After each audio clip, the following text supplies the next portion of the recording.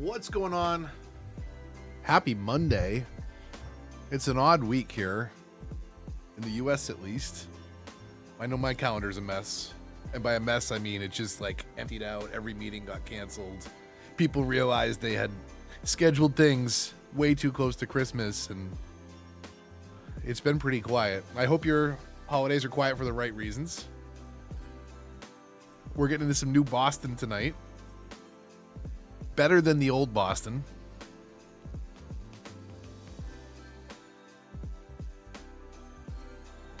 Loving New Boston so far. I'm glad, Blue. I'm enjoying it myself. It's got a long way to go still, but I think we've got some very good. We've borrowed some very good ideas, and we're paying the price for others that we've borrowed. But I think it's coming along pretty good, especially if you know Boston.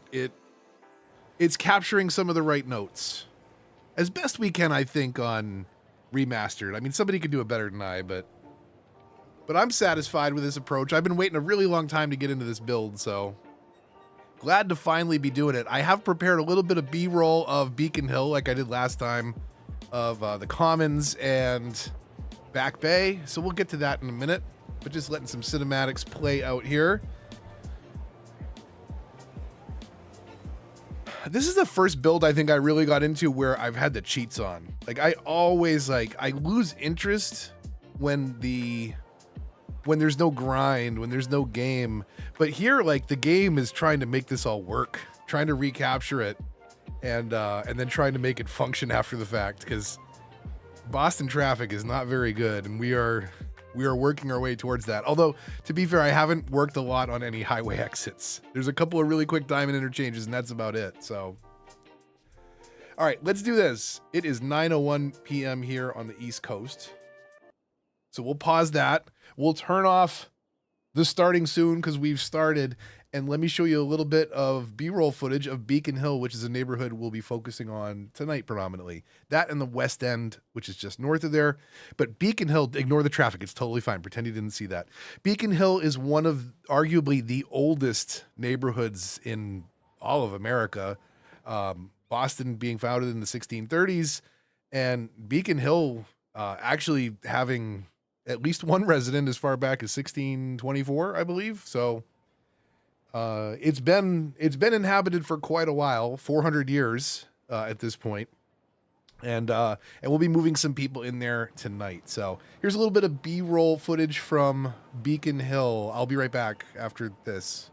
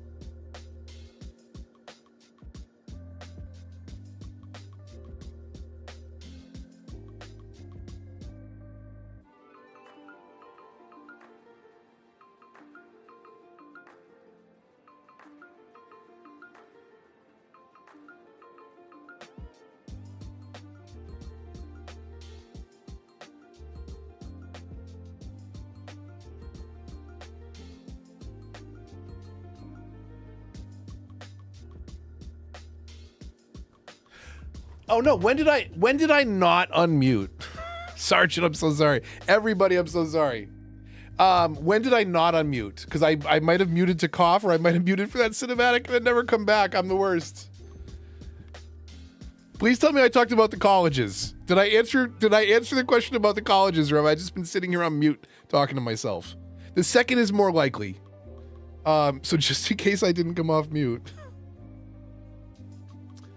Just in case I didn't come off mute, we're working on a couple of the schools, or we will be working on a couple of the schools. Maybe BU, but probably Simmons, because that's where my wife's getting her master's right now.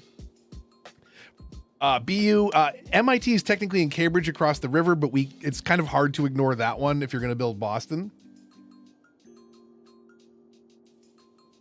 And I will be working over here. This is what I'd like to work into the skyline. So don't just ignore the fact that these are all turned off at the moment.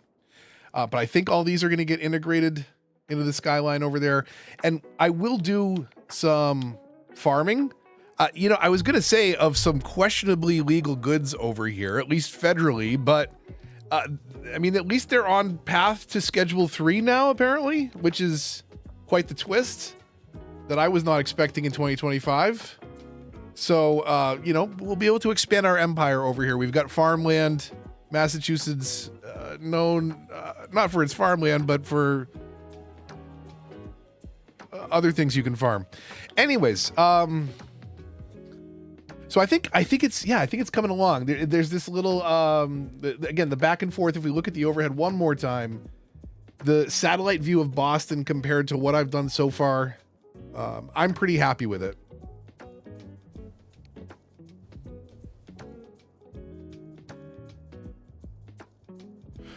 And Adia's telling me I'm on mute now, but she's running behind. So I'm just going to tell her in the chat. But I did unmute. That's what that emote is for, though, by the way. So that members can remind me when I forgot to unmute. That's how often this happens, that I have to have an emote for it in my chat so that people can remind me. And thank you for tagging me too, Adia. It helps. I assume you're running behind because I've been off mute for a little bit. Or God, I hope I am. I hope I'm talking again. So Boston, yeah, Boston coming along pretty nicely. The two neighborhoods that we're working on tonight are Beacon Hill, one of the oldest neighborhoods in the country. And then up here is the West End. And since Beacon Hill's more of a residential area, I'm gonna move people in here and then meet office demand in the West End right now. It's a little crazy. We'll figure out the roads after. I still need to figure out a little triangle section here called, what was Mill Pond? And then tie it all together with Government Center and the Long Wharf, which essentially act like a customs house, basically came from the wharf all the way up. There'll be a documentary kind of explaining all the real meat and history behind this, but I try and get into a little bit of it every episode. So just in case you don't know, I'll take you on the quickest of tours. So Boston started on the Shawmut Peninsula, which you can actually see is that red outline there. So if you look at the funny shape of some of the neighborhoods, you can start to understand why, because that's the original landmass right there that was surrounded by water and tidal flats that made it really difficult for boats to get anywhere near. So they had to build a long wharf, not very creatively named, to get goods in and out from Boston Harbor into the city.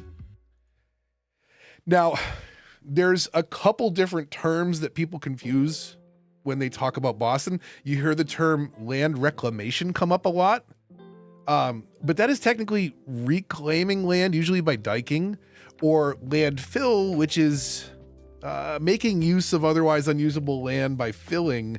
But technically this is making land because it is land that did not exist, and it wasn't done by diking. It was done by creating land, by putting a bunch of dirt and rock.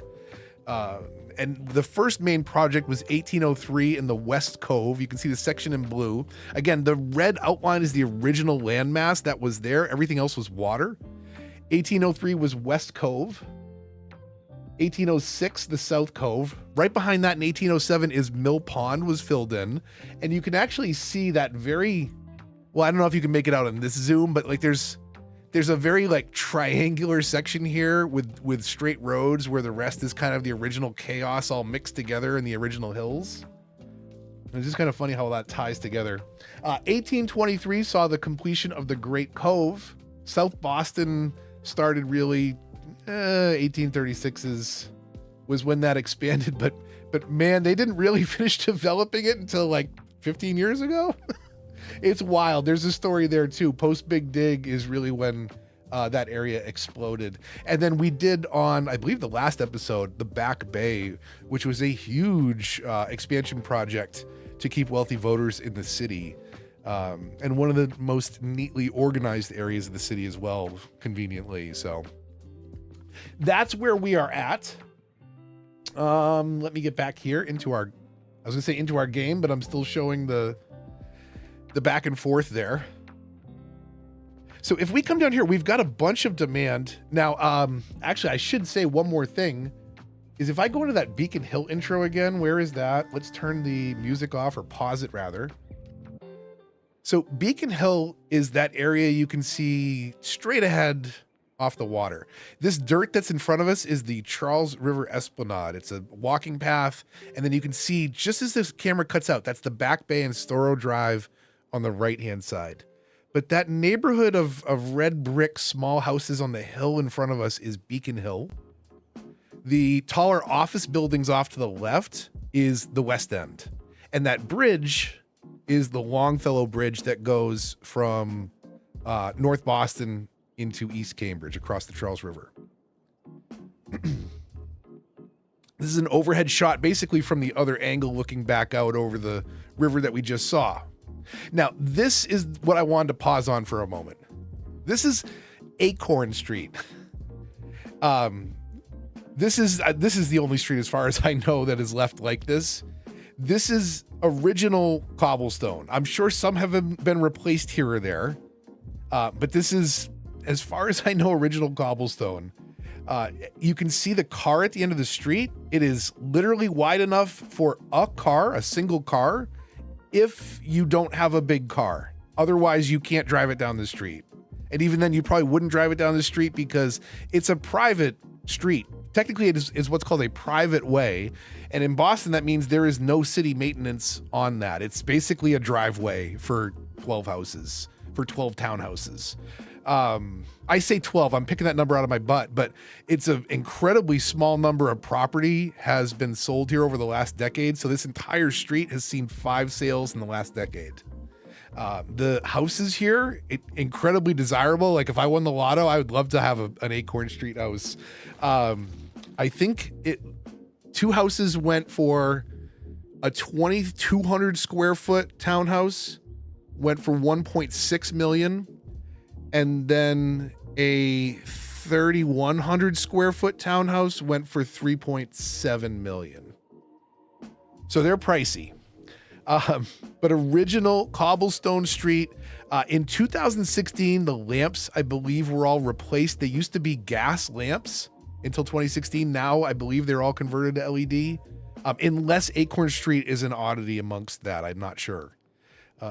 But I know many of the old gas lamps are now gone and finally converted to LED, but it's just kind of wild to think that as recent as 2016, you know, within the last decade, gas lamps in this part of town, fire lighting your way at night.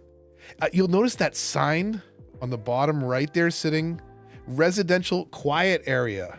Please be respectful.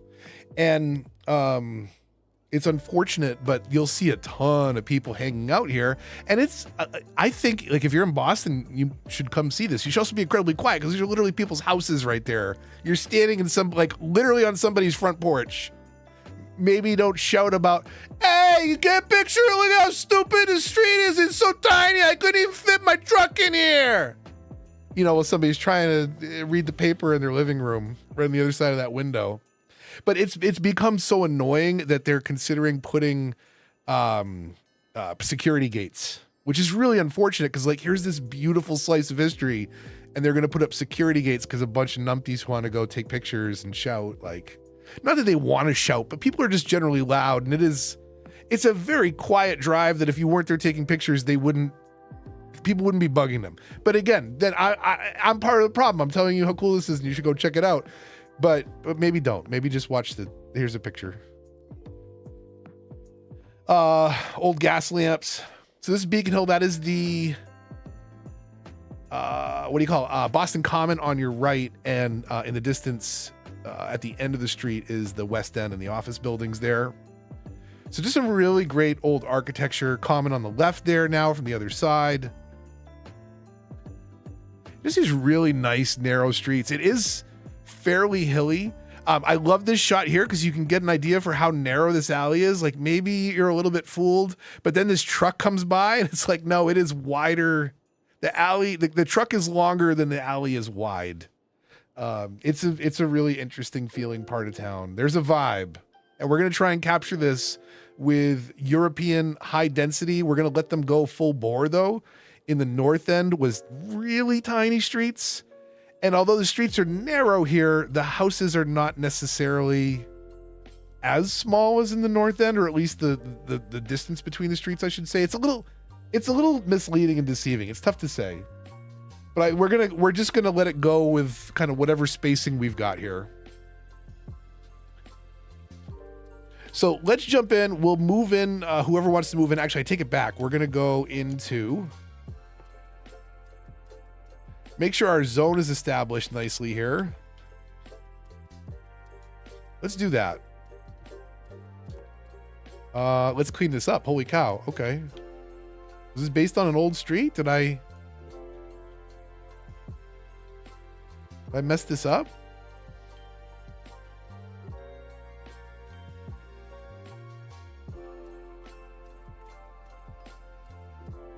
Why? Why do you grab the road there? That's so annoying.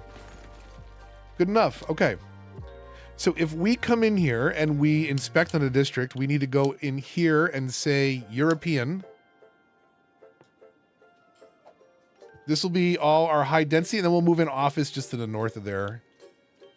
Maybe we'll do a little bit of detailing and fine tuning of the park that we worked on the last one. I did come in actually and I'll show you a little bit here. I take it back. Let me zone first and let people move in. But I did a little bit of work on the park and the commons. I think we keep that as is. That's fine. How are we going to spread power easily? I should probably start this way, huh? And move people in down the side and let them do that maybe. See if we can move power through the zone that way. And then on the other side of this street, which this sort of bell shape, this road that loops around, comes back around into what's known again as the Longfellow's Bridge. As long as I'm not mixing that up, right? No, that's Longfellow's. Beacon Hill, yeah, of course. Okay. Anyways, coming across here, we'll have tram tracks. I'm gonna try and match up the colors of the Boston lines, which I got.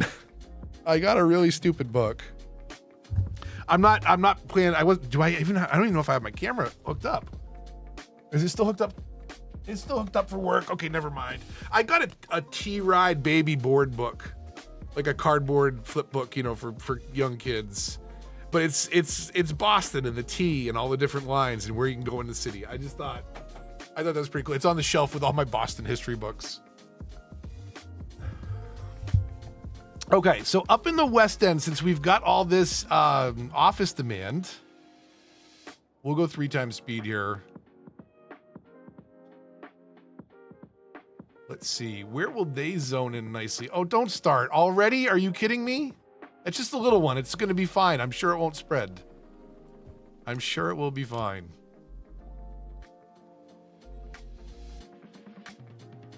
Okay, I'm not going to zone on this side just yet because I don't know what I'm doing with Mill Pond. Or technically what was Mill Pond, I should say. And this should just be standard zoning, right? And we can drop in. We can drop in a few smaller of the office or skyscrapers rather up here in the West End. We'll drop a bunch in downtown, financial district, and then a few more over here. Over in the Back Bay in this kind of grid that pops off of Boylston here. Okay, they're complaining about power. We'll get them some in a minute.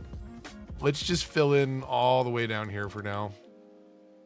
Hopefully we'll be able to fill this all in this episode. We'll get them some temporary power until things spread. Oh, is there no... That's like 2 megawatt. I could just run some cords. Never mind.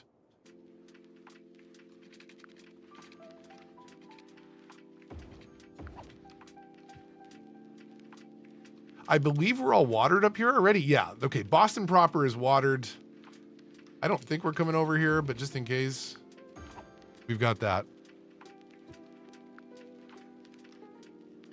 It always starts small. That's what he said. Welcome, Kong. Welcome, Patton. All right. Okay, so we've got people moving in here. Quick little look down at the gardens. I filled in the gardens with some trees. I still don't know exactly what I'm doing with this space, but I wanted to fill it in a little bit more. I did some of the park prop gazebos.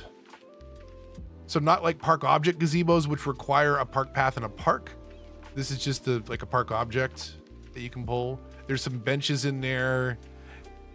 It's a little linear right now, but as it fills in and we got, we zoom out on it a little bit, I think it works. We've got the rugby field, we got the baseball field, which may seem a little bit extreme to some people, right? Because we've got what will be Fenway Park. Is there a game happening? No. We've got what will be Fenway Park. There's a baseball field over here in the Commons. There's a baseball field up here in the north end. And someone not from the United States may be thinking, like, that's a lot of baseball fields. Cool it with the baseball fields. But Boston has a ton of baseball fields. I forgot exactly what the count was, but this landmass that you see on screen is only a couple square miles, and there's at least 12 baseball fields on it. It's pretty crazy. Let me ask you this.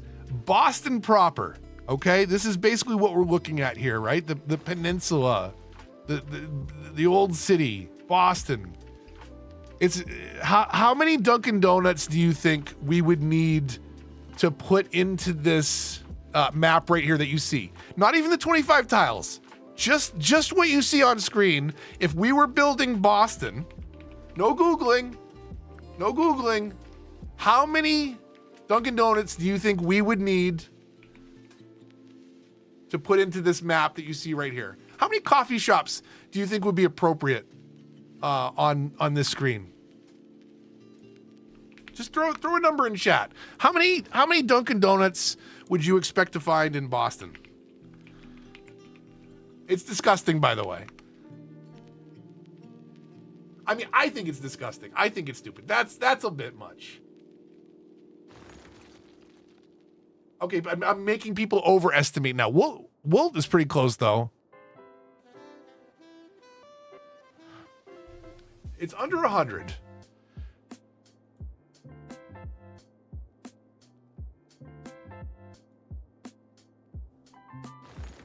The highest concentration specifically is in the downtown area. So that is basically here, like this little spot right here. There's a Dunkin' Donuts. There's 12.6 Dunkin' Donuts per square mile in downtown Boston. The downtown section right here you see on screen. This section called Boston proper, there are 63 Dunkin' Donuts. 63 Dunkin' Donuts. The problem with buildings so close together, come on now. Oh, that's hot. That's hot. Oh, it's spread across the street. Oh, God. Oh, God. Oh, God. That's not good. The area does seem to burn a bit. I don't know why. You know what, though? I don't think we've done any policies. Smoke detector distribution. There you go. Good luck, everybody.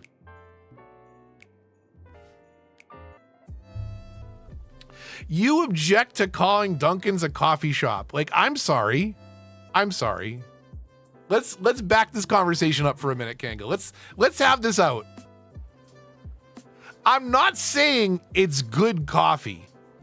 Like, there's plenty of places that serve food Doesn't mean it's good food, but it's food technically. Is it coffee? Yes. No one said it's good. Here's the thing, right? Like, I feel the same way about coffee that I do about pancakes. If it's good, you shouldn't need anything with it. You know how I take my Dunkin' Donuts coffee? Lots of fucking cream, lots of fucking sugar. Like, it better feel like sand in my teeth, because that's the only way it's going to taste right. No. So if you want a donut shop that sells coffee, Krispy Kreme has the most horrific brown water masquerading as coffee that I have ever experienced in my life, and I am including Nescafe instant coffee. Krispy Kreme's is somehow worse. Don't get me wrong, I'm not saying Dunkin's is good.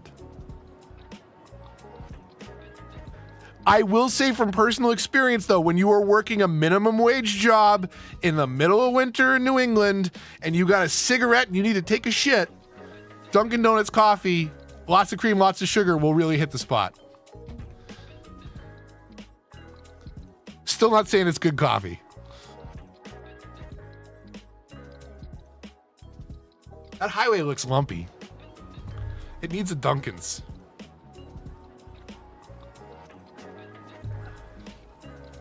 Okay, so having said that, again, I was saying coffee, like good pancakes, doesn't need anything if it's good. Like, good coffee can taste delicious as is. Good pancakes can taste delicious as is. Crappy pancakes, slap on a ton of butter and syrup. That's masquerading the flavor.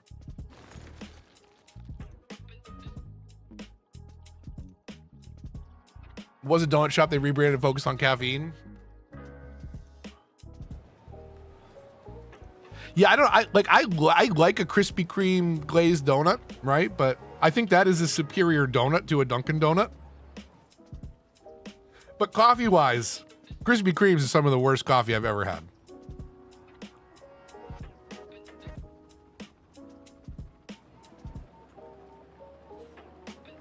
Wait, there was a water asset with perfectly lined bushes? What?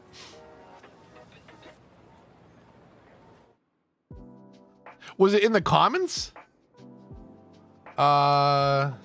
This one, Adia?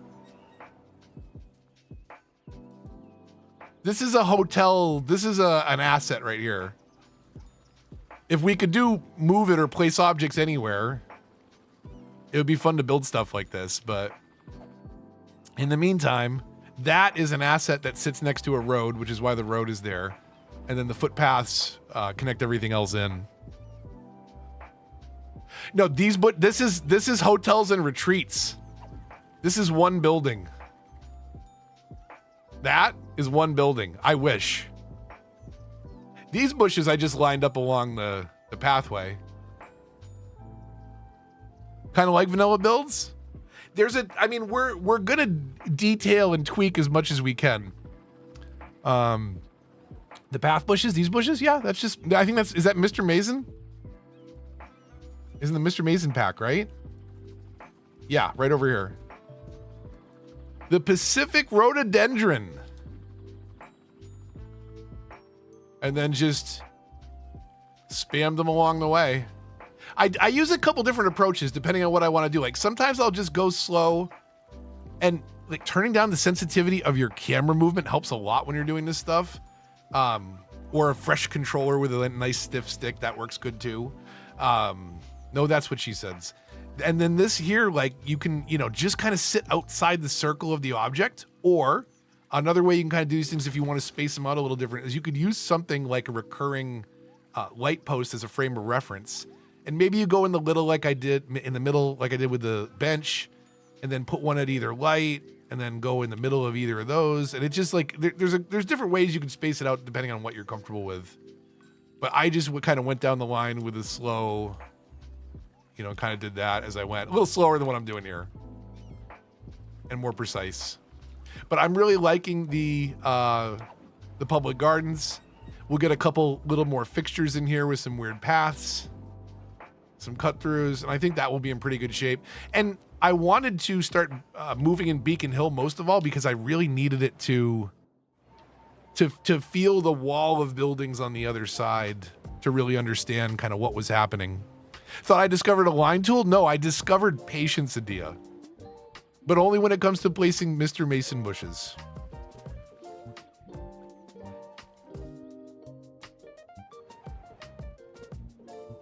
Okay, what do we got going on over here? We could probably mix in some commercial up here as well. It's not going to hurt.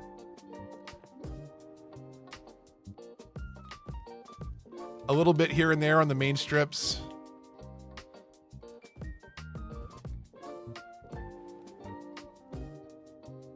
And it looks like as people are moving in, we're going to have more than enough demand. Do we have any space over here? Is this totally filled out? This looks totally filled out over here in the back bay, which is nice. I still regret a little bit making this as wide as I did. It feels much wider than the real Boston, but it is otherwise structurally pretty sound. Beacon, Marlborough, Comavs, Newbury, and Boylston, and then everything from Arlington and the Gardens down to Mass Ave is all named and organized. We've got the residential in Com Ave. We've got, it cuts over to commercial on Newbury Street. And then we've got the start of wall-to-wall offices. So we're using a combination of things over here to achieve this. The emerging downtown high-density residential and low-density commercial, which is what emerging downtown is. And then to kind of blend that in, we're then cutting over to offices with a wall-to-wall to kind of make this newer area look the part. So it was new in the 1850s, and we're making it new in the 2050s now. Non-vanilla builds devolve into non-stop detailing. I get that though. That's the thing. Like when you can do that, it's kind of, believe me, if there's an army of console players that, given the chance, given those tools, you would never see them at a family gathering again. They would just fall into a crippling addiction of cities and detailing, and you just never talk to them again. Like, I wonder how my friend is. I haven't heard from them in 15 years, but their city looks nice.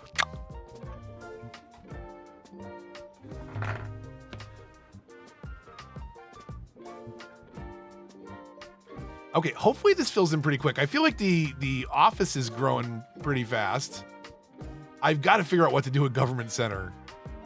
And I got to fill this in once we run out of room in the West End. But I want the West End and Beacon Hill to fill up first here, again, so that we start to get a sense for what the park feels like. And then I can fill in with trees and paths and objects accordingly. But I think, you know, again, a pretty good job capturing the area. We're not trying to make improvements yet. In fact, there's really sloppy exits coming on and off the highway. Look at all the helicopters. I've gone with 2 and 2 on the fire and police helicopters. So they are patrolling the city. We don't have any, because I am not making any commitment to improve traffic. We're not going to rely on fire trucks or police cars to be able to address any of the issues in our city. Just not going to happen.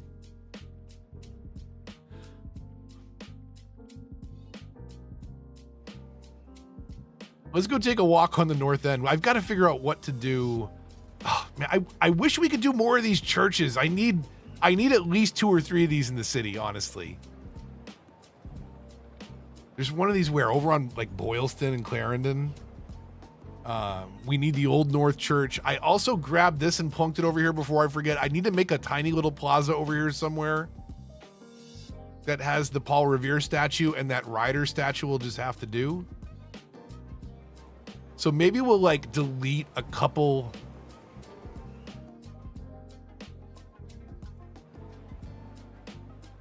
buildings on the end of a street somewhere. I'll figure it out. I'm not going to rush it right now, but I'm going to bring this little horse rider in here. That's going to be our Paul Revere statue. There's a little like red brick plaza up here in the north end that has a Paul Revere statue, and the Old North Church is up here. This one is more appropriate for the one though that's down. I forget the name of the one that's over on Clarendon. First Unity Church or something. I don't remember what it's called now.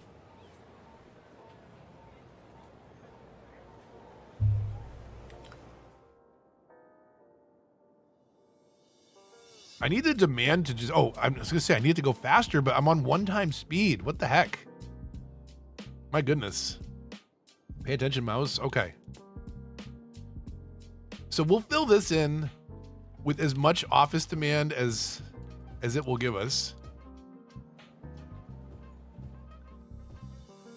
It's a little chaos through here, which is good. Is what we're going for.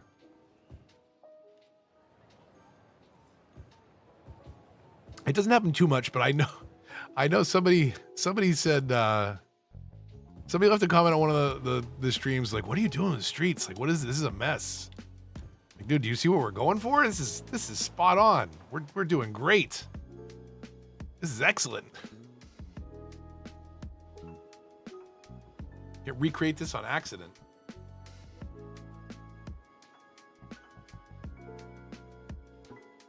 So we don't have many highway exits, and where we do, they're horrible diamond interchanges with traffic lights and other intersections that are just immediately on top of one another. Like, woo, woo.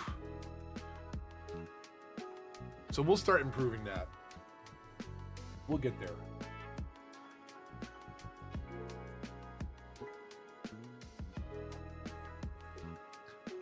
Let's see. Do we do maybe commercial all along? What is this? Causeway, technically?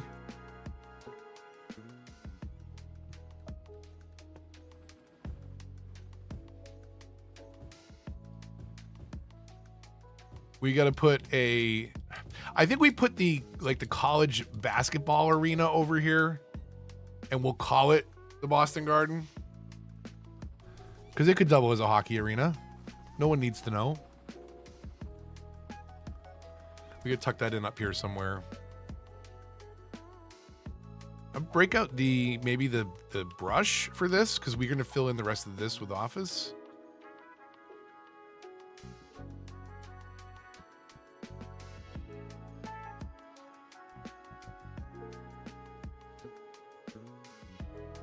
Things that would be easier with the mouse. Now, the flats down here, essentially, right? Like this part of Beacon Hill is pretty flat. One of the tallest points in Boston is essentially like where Beacon Hill meets the Commons meets Government Center. Like this is the hill on top of Boston, essentially. And I've kind of got it. Like I spent a lot of time. I did a video and a stream both on how I made the map. So if you're interested and want more of the detail, you can certainly get that. But I basically looked at the 25 tiles and how they lined up in the real world map. And then I looked at the average height of the center of each tile and essentially used the road tools to say like, oh, this is, you know, what snap are we on? Single elevation. So like, you know, this is, where's the road? Straight tool. Okay. So every click is like, you know, you're up 3.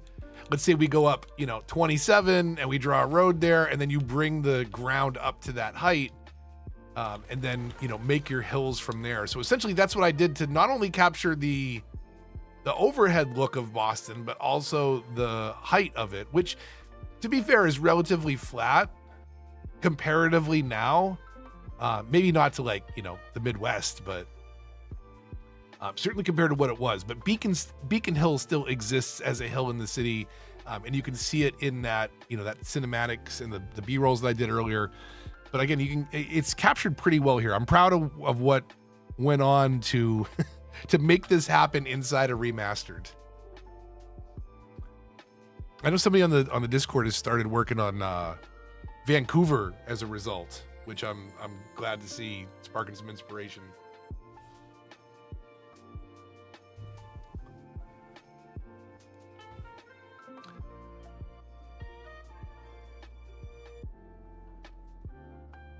Okay.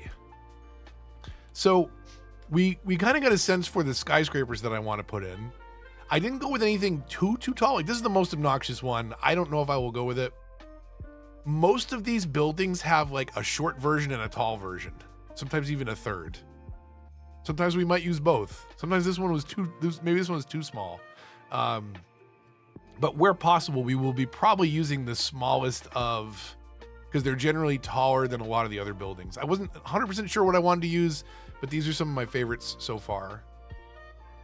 Those will start getting moved over there because eventually I got to make room for our... I mean, I can be a little bit more open about it since it's going to go Schedule 3. We're going to make a cannabis empire over here. All right, everybody? That's what the farmland's for. Nothing but greenhouses and export product here at the ports. We're going to make a bundle. Down to Schedule 3, and we're already set up. Feds aren't going to know what hit them. I shouldn't say something like that, honestly. It'll probably... AI will send me to Gitmo. Shut my channel down. Year-end rant coming soon, by the way. Speaking of AI, that's going to be... that. It's amazing. It's becoming a larger and larger portion of the talk. There's so much to talk about. It's bad. It's not just bad for gaming either, and that's the thing. I think we talk about it a lot in the context of gaming, but there's a lot to touch on that. It's just going to be really bad for the market overall. So that'll if you're interested in non-cities, every year I do a PowerPoint year in review, and main focus is AI and gaming and just in general, I guess. So there'll be a rant for that. Stay tuned. That's coming up maybe this weekend. I don't know. We'll see. It's coming up. It's this week or next. I want to do it before the new year. Okay, we got a bunch of demand for... Wow, the backup on the highway, huh? Everybody coming in here to that one intersection? That's fine.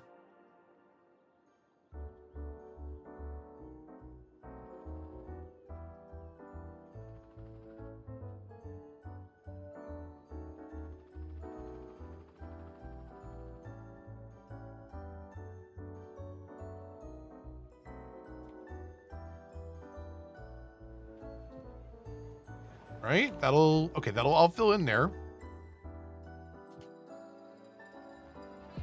And those are narrow enough. This song's too busy for my brain.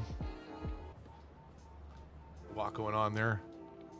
Well, you know, one thing I don't understand, I think I've complained about this before, is why advertisements on residential buildings? But especially these older style European things, like is this a European thing that they would allow this? Because like you wouldn't allow this in American zoning. It's almost like it's implied that this is mixed use, even though we don't technically have mixed use zoning in Cities 1. So I don't know. I'm not sure. But it's very odd to me, and it just went away on the upgrade.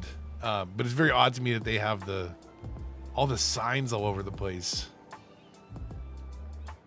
I guess it's better than a Cities 2 advertisement. Like, am I going to add industry to the build? Yes, there are plans to do that. It's going to be over here in the seaport area, though. We're going to do, so there's going to be trains coming in, bringing in cargo traffic.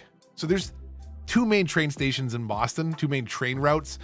A major part of the assembly is serving the south, which is much more traffic than anything coming from the north, which is just the rest of New England.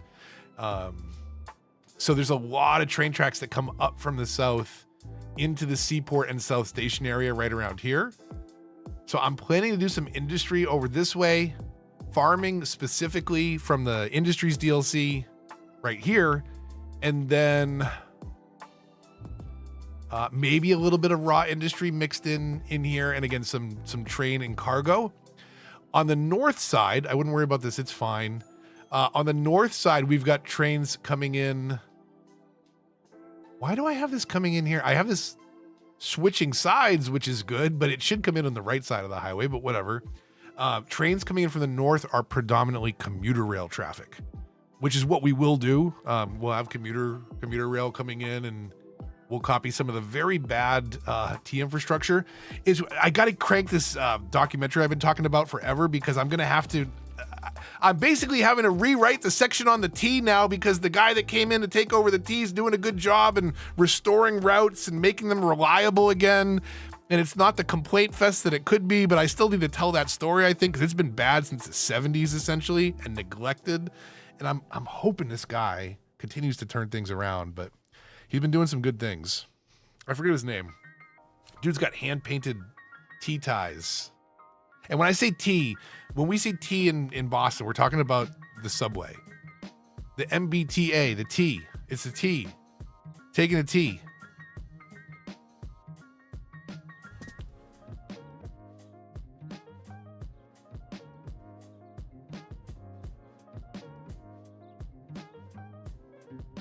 Okay, how are we doing here? The tiny little bit of demand that's creeping up is instantly going away. That's fine. We'll hang it over here. We'll watch the upgrades. Letting it play on 3 times speed. Where are we at? 38,000 people in this space? It's a decent amount. I think in one of the next episodes, I think next episode is going to be MIT. We're solving the college education problem with the university. That's pointless now, I think, right? Or do you still need the university and this provides the rest of the education? I don't know. But either way, we're going to get rid of the collider, or maybe use the collider and have schools and stuff spread out throughout the districts. But we're definitely going to do a couple colleges. Since I'm focusing on Boston, I'm only going to do MIT. Of course, another famous institution in Cambridge is Harvard. You've got Boston University and Boston College, although I'm probably going to do Simmons College instead.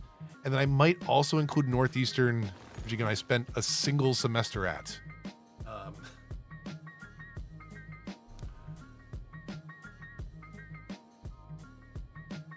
I don't think it's Amanda C doing Vancouver. No. Outlaw Mustang, I think. Attempt Pittsburgh, but need actual mods. No, you can do it. You can do it. You can get inspired. You can do this. How am I supposed to do Boston without mods? You can do it. You could build a Pittsburgh-inspired city. It'd be easier with mods, though. Let's be honest. Okay, let's move something into the West End, huh? What's the West End gonna get? West End's gonna get these two right here.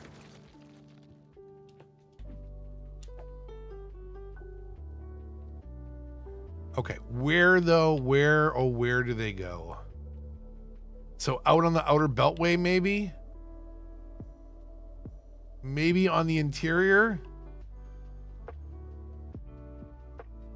Does that actually fit there? That's kind of wild. Hold on a second. Let's see what this looks like. Can we do this?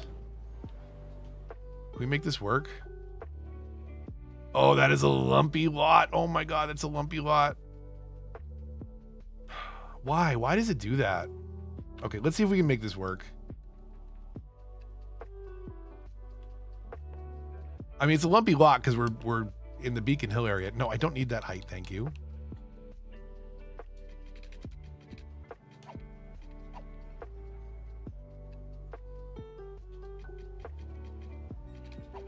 Okay, let's see. Let's turn off all types of snapping. So no angle, no grid, no guidelines.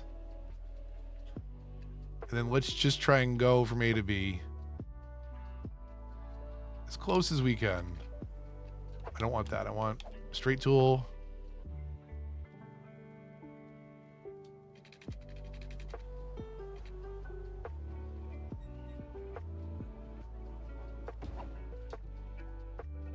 Well, that stinks. Airports to the rescue, hopefully. Where is it? All the way on the end? Well, let me put the building down on top of it.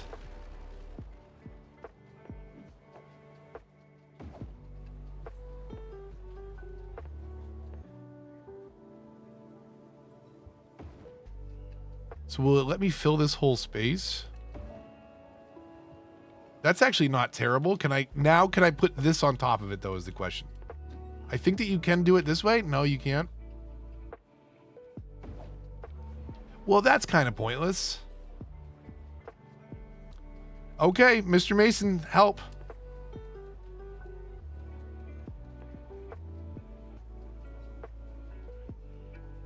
We'll line up the road. The other thing you can do is you can line up the road with your UI, right? So make it align as neatly as possible. And that way, when you hold, say, left on the left stick,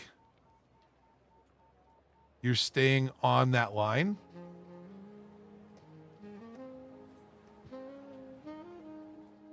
To fill in that space a little bit. And then we can slap one of these guys in the background, get a big variant of one of these. Is that the big one? I think that was the big one, wasn't it?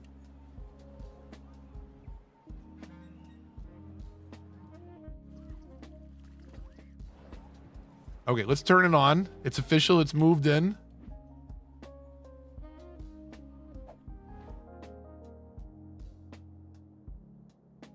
Okay, 3 times speed. We got a full cemetery over here. This is honestly just here for the looks. I mean, I guess it is providing coverage though.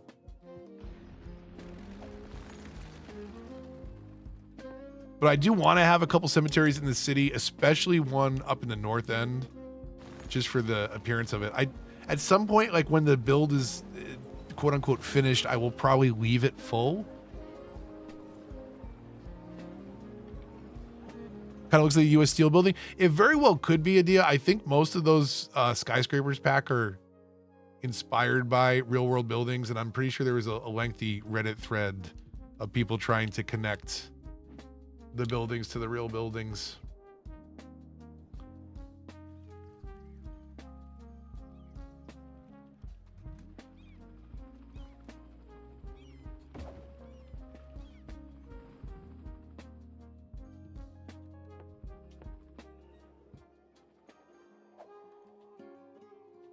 So let's get rid of those. Let's just get rid of this. Definitely got to get rid of that. We don't need a little office building right there. That would kind of mess things up.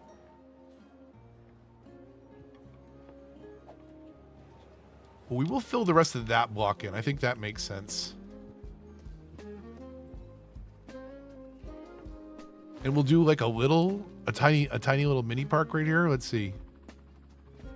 Where's the build? Is the building right? Oh, the building isn't there. The building is like right on the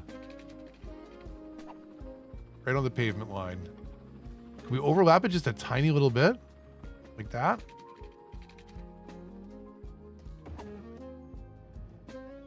Okay, whatever. Let's get this tree out of there. That one can stay, I guess. Is that in the way? No, it's fine.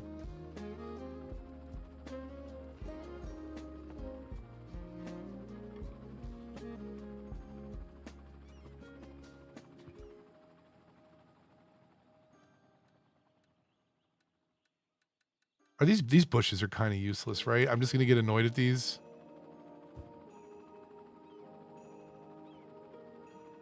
Because I can't put them next to one another.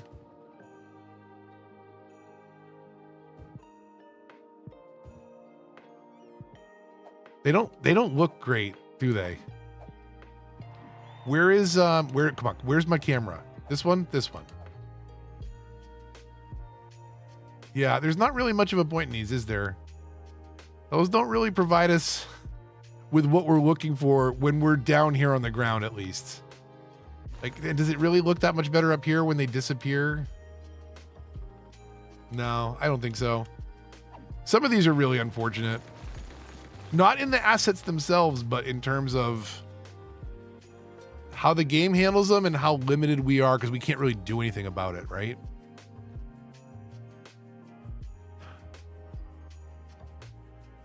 .45 or 60-degree triangle buildings would be awesome. What's amazing is, I correct me if I'm wrong, I'm pretty sure they didn't learn that lesson either in the buildings that zone in the growables in CS2, right? Like, they're still all very square lots. Let's turn this building on since we're here. Demand-wise, do we need more buildings turned on? Garbage is piled up. Sewage is there. Yeah, no, you're good now. You're covered. You're covered. Okay, let's move more people into Beacon Hill.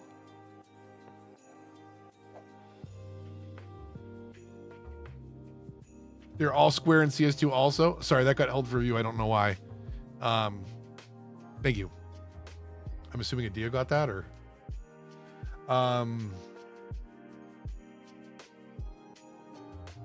you missed the Q and well, you misspelled square and it thought you were saying something inappropriate. Do I not know?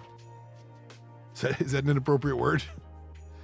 I don't know.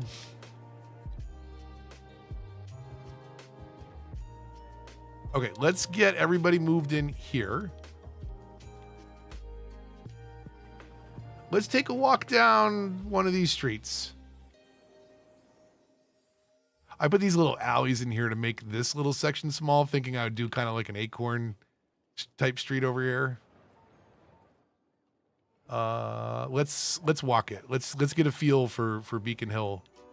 Coming out of the park.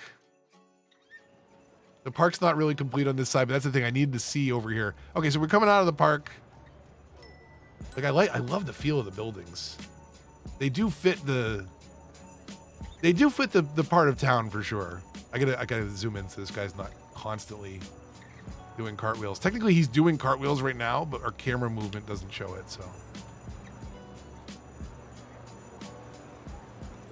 so this, I mean, as best as I can capture it, this feels the part. Very narrow streets, European style buildings.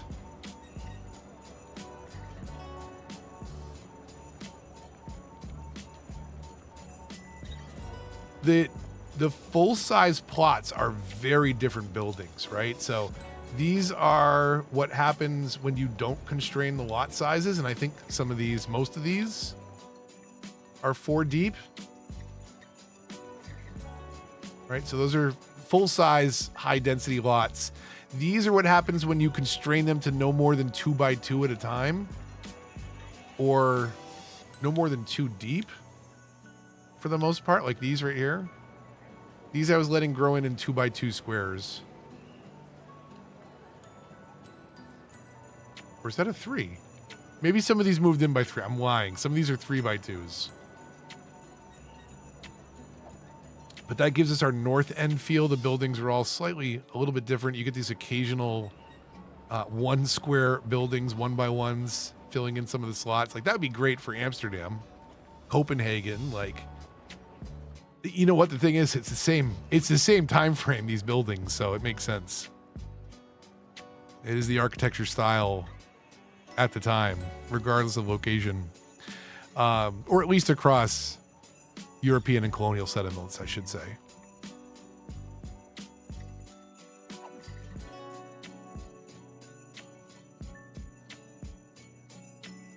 Okay, this is not all zoned yet. We've got it zoned for commercial. Okay, we'll do another couple patches of office over here.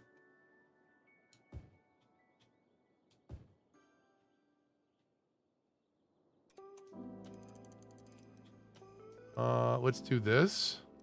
Let's do that in office.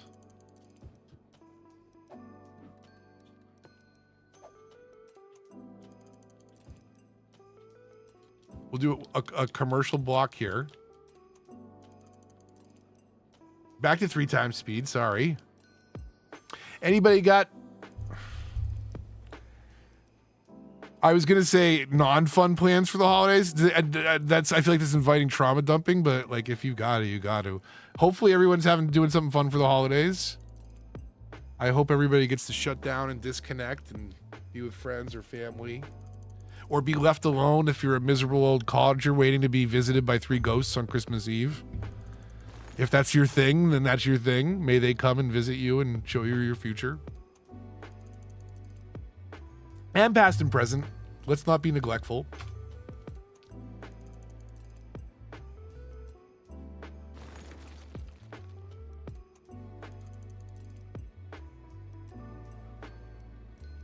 We'll get out in front of the zoning. They're gonna be residents here. That's what it is. Let's see where they move in. This will actually be interesting. This block over here.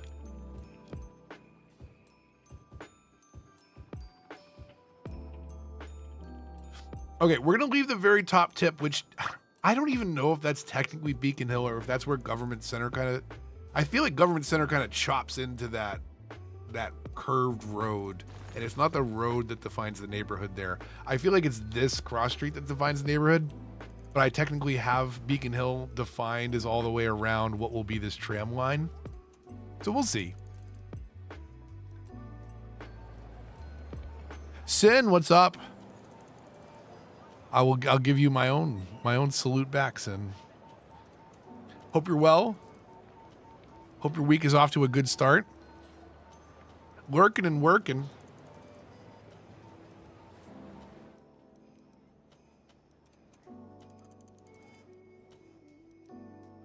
Where are we at? 10:03? It's been long enough. Here, hold on a second, everybody. In case you missed it, this is Beacon Hill and the West End, but specifically Beacon Hill is what I'm focused on here.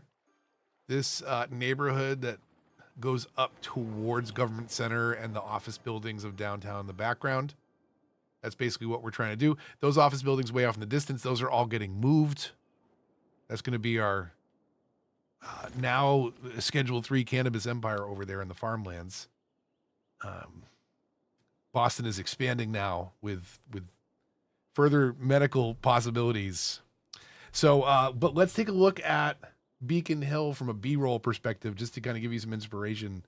And when you see the narrow cobble line street, that is Acorn Street. It's famous.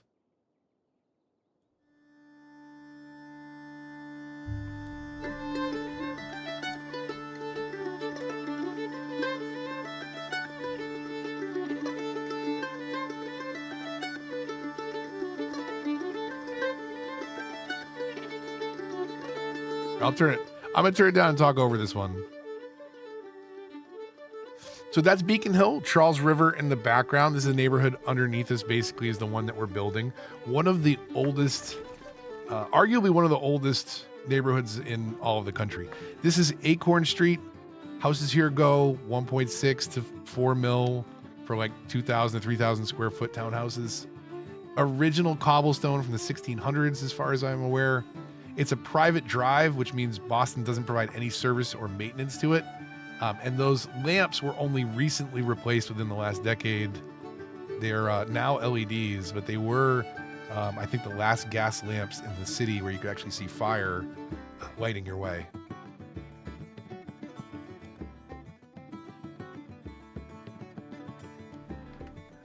Streets very narrow. Most of the buildings, I want to say 1700s. 1800s at the latest, but very, very narrow. This is the wide avenue that separates the Commons from Beacon Hill.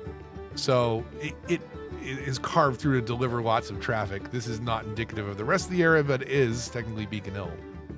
This is probably more common with what you'll see. One-way streets, one parking lane, maybe on a wide street, parking on both sides with one lane of traffic each way.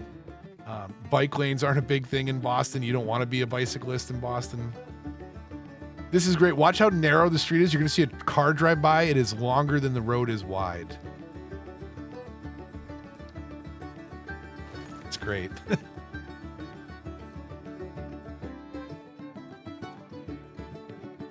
So here's a wider street in the area, right? You got parking on both sides, and I believe a lane of traffic each direction.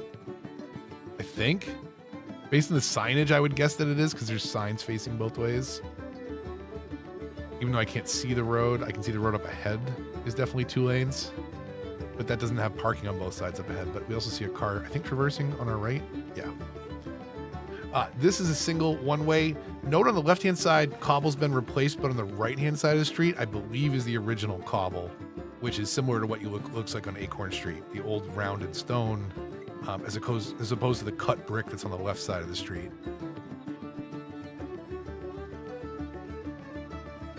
Really fascinating part of town. Really beautiful. Hoping that we're recapturing some of the magic, but we can only do so much in Remastered. But that is a little look at Beacon Hill, and I always like to get inspired and look at Google Maps, at images, at historical documentaries. At least in this case, I've found a lot of inspiration in you know, looking back at the real world. And why does this, why? That'll go out any minute, I'm sure. Yeah, see, we get an actual fire truck here. We're good. We're golden. Everything's fine. No big deal.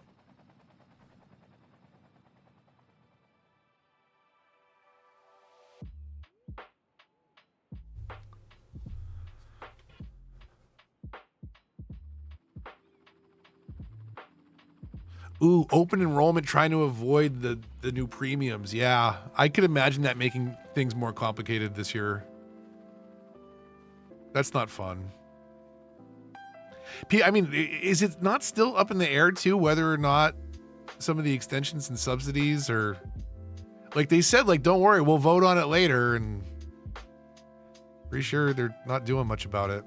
Not that it was great to begin with, but like, the alternative is not, for some people, is not having insurance, and God forbid you get injured or hurt and then lose everything. Like, what? What an awful system we have. It's just really bad.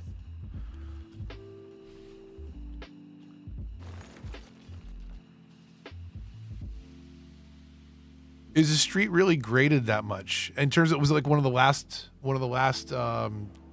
B-rolls, Sin? Is that what you're talking about? Or what I'm doing in the game?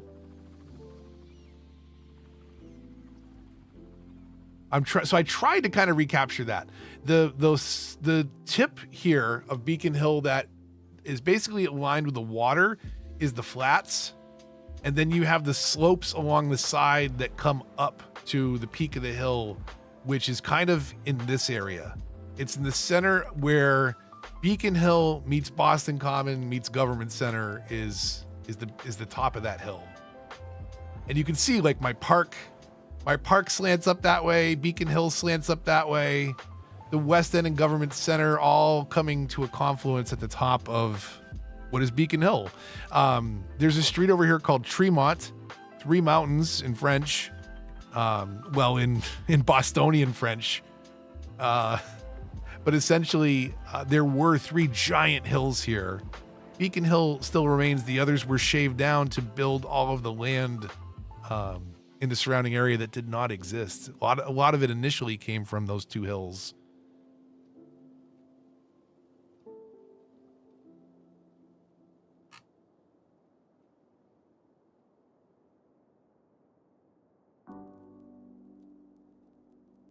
Yeah, so the thing with Boston, right? Like, and this is part of the chaos of the streets, is when you think back to the original landmass, the original shape of the peninsula. I'm gonna undo all my layers here. When you think about that original landmass, the shape of the peninsula, like the streets are shaped in a crazy way for another reason too. Like, I think City Beautiful did a video and explained like what the Philadelphia grid would look like on Shawmut Peninsula, and like there's no street, like you have to zigzag all over the place. Like the grid doesn't fit, it doesn't work. So they built not only around the limited landmass that they had, but there was also gigantic hills here. And Beacon Hill is kind of remarkable in a sense that like all the other areas were kind of flattened out or built around the hills, which is why they have such crazy roads, and eventually were flattened, and then the roads that are around it don't make sense because like, why is it so crazy? Because you can't see the hills and the marshes that were there. But Beacon Hill like had this adherence to these really long rows of streets regardless of the hills. So it's just a kind of a very different part of town.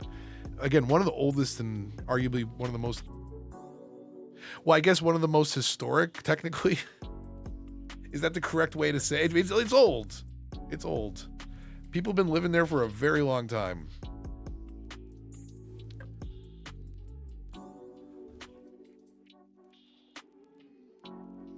So Beacon Hill's actually filling out pretty nicely here at 3 times speed, and all of a sudden we're back down to office demand again. So I'm happy that this we were able to fill this out so easily. We'll move in some offices here because we just don't have the commercial demand that I would like. We'll leave that as commercial.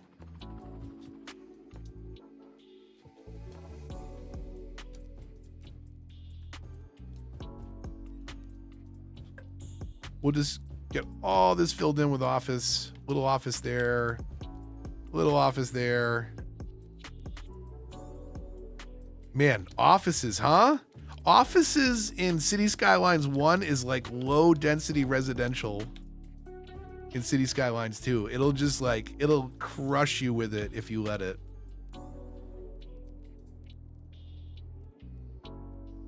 So I haven't done any kind of balancing. We're literally just kind of moving in the streets and letting things take shape. I'm going to do my next big office pocket down here in technically what is the downtown. This is the part that I didn't quite nail right, is where the highway comes up through here. I'm taking some liberties here and using some of the older ideas of how the city was structured pre-Big Dig. Big Dig is a fascinating thing that we're going to get into on a stream, in an episode, and in the documentary. Wow, helicopters land in front of the buildings?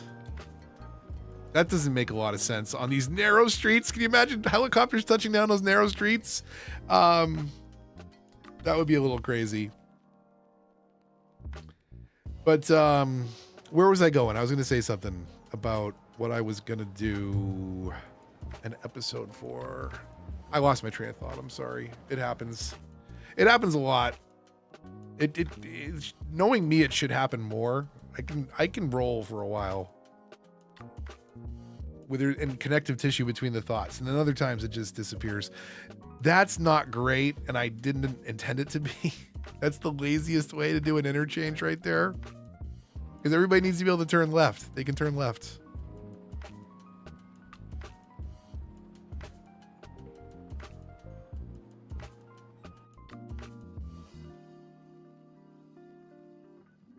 Oh, wanting to recreate Thrilling Hill Street Blues.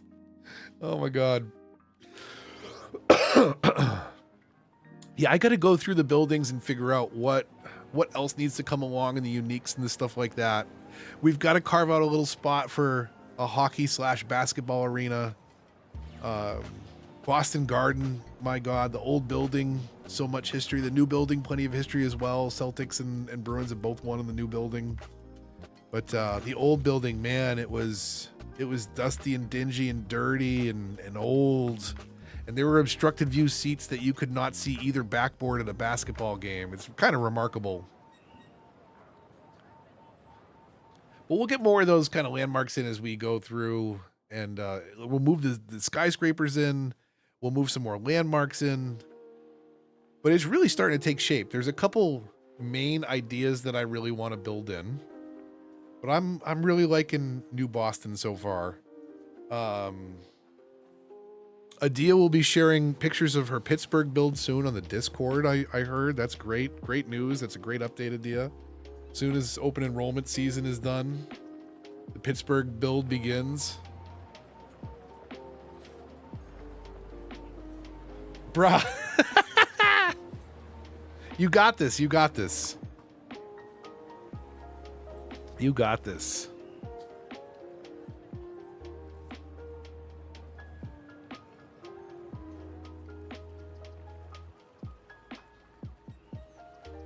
So many baseball parks. I kind of want to look now.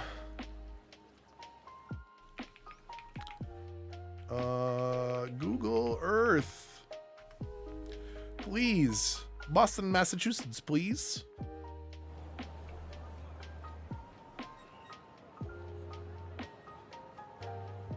What was I looking at on Long Island?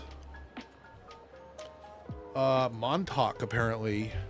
Meet me in Montauk. Okay, let's take a zoom in. Hold on a second here. So let's look at kind of what we're recapturing, what we're doing here. If I do... Sorry, I always have to talk through this. Let's come into... Hold on a second, I'll be right back.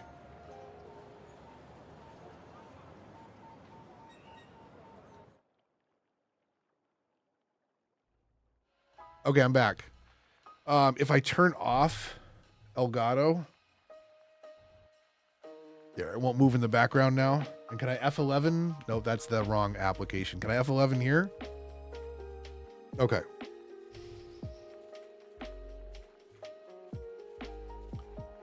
Okay, this is real Boston.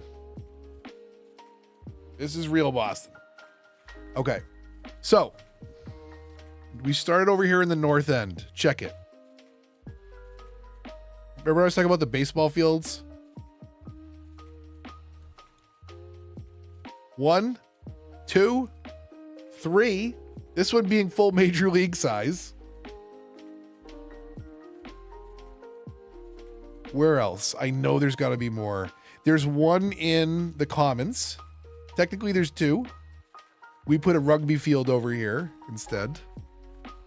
You can see this is what I was trying to kind of recapture here, is this curved water path, and we've got to put more trees and crazy connective paths through here. But the Commons is a little bit more open, crisscrossy paths. We've got the round path with the gazebo there that we've replicated. We've got the little meeting house here off in the center.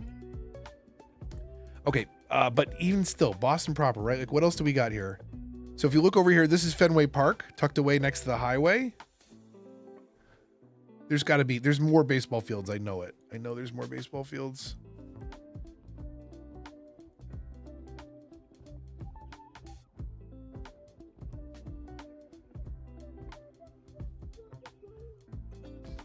I don't know. I feel like there's a lot more out here. Is there one over here?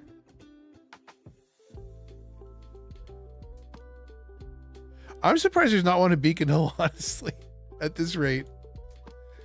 So, okay, what do we have left to do? Well, I definitely want to come over here and build MIT, which the main building is right here. Can we do it in 3D? Yeah, there we go. Okay. So there's the main MIT building. This is coming across. So if we look at the structure that I did here, right? This is the back bay. Coming off of Boston Common and the gardens, right down the center is Commonwealth Avenue and that park that runs between, right, all the houses. I forgot about this. It technically cuts under as well as connects to Mass Ave. I gotta remember to do that. That'd be fun to build this little underpass here. But this is Massachusetts Avenue, Mass Ave, and it connects across the bridge into Cambridge, kind of right here at the MIT campus. But it also branches off this way towards Harvard and Cambridge. This is actually, Cambridge is a really cool place that started to spin up more and more because of Boston. I mean, towns technically compete though, right? And they were competing for business and residents, and look at all the baseball fields. 1, 2, 3, 4, 5. Looks like they're set up for lacrosse and is this football? Yeah, it's football. I can't believe I had to zoom on that to determine that was football, but I was actually thrown for a minute. I forgot that Harvard has a football team. A lot of sporting infrastructure here. Is this a skate park? They have a skate park at Harvard? Crazy amount of sporting infrastructure. It's wild. Look at this. Baseball field, baseball field. Baseball field, baseball field. Baseball, baseball, baseball. Baseball, baseball. There's so many baseball fields in Boston. It's great. Baseball.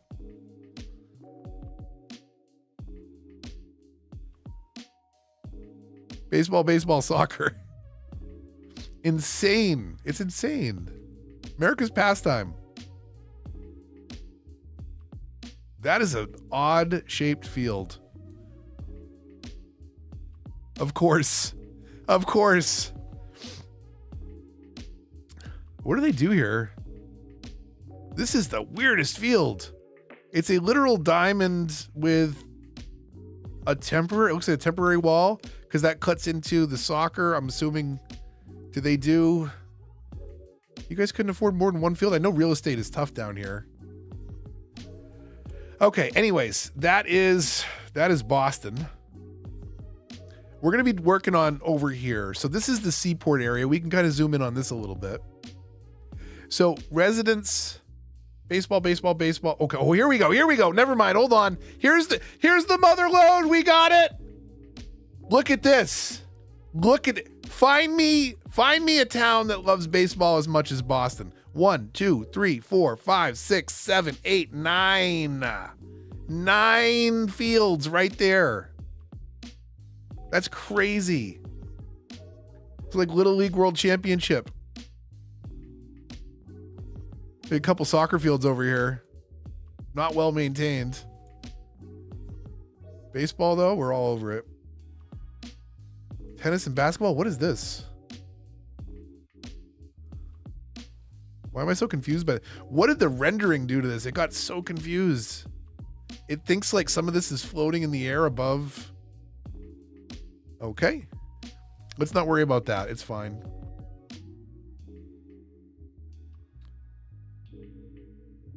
Pittsburgh Pirates are garbage.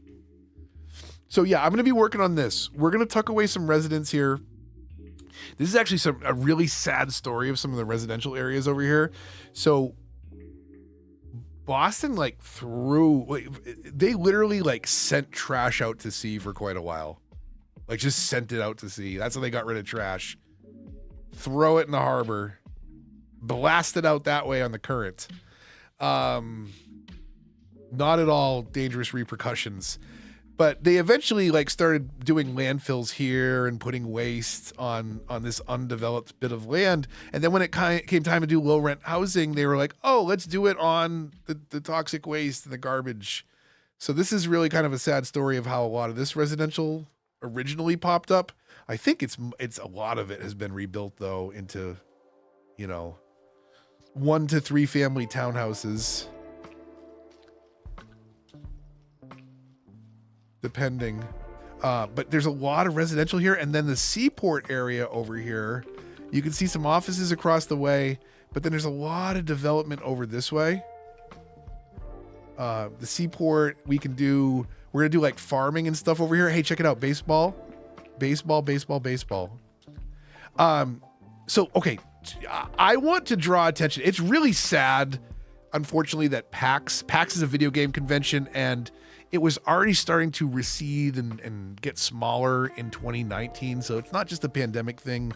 It's more of an online thing. And Xbox does their own direct and Nintendo does their own direct. So you don't have the big guys coming out to do that. There's more opportunities for companies to just tell you what they want to tell you when they want to tell you. They don't have to rent booth space. But every spring, PAX comes to Boston, and every spring I still get excited to go see games and cosplayers and indie devs. And it takes place at the BCEC, the Boston Convention and Expo Center. I bet you can find it on the map because it is a gigantic building. The airport is up in the top right. But if you look at the landmass that is on your screen, there's a building right here that I'm going to zoom in on. This thing is gigantic. I want to give you context here. I'm going to give you some context here. We're going to come down here for a minute, and we're going to fill our screen. Well, not fill it, but let's get comfortable with how much space this football field takes up. Now, if I am not mistaken, this is a 1/4 mile loop around a football field, correct?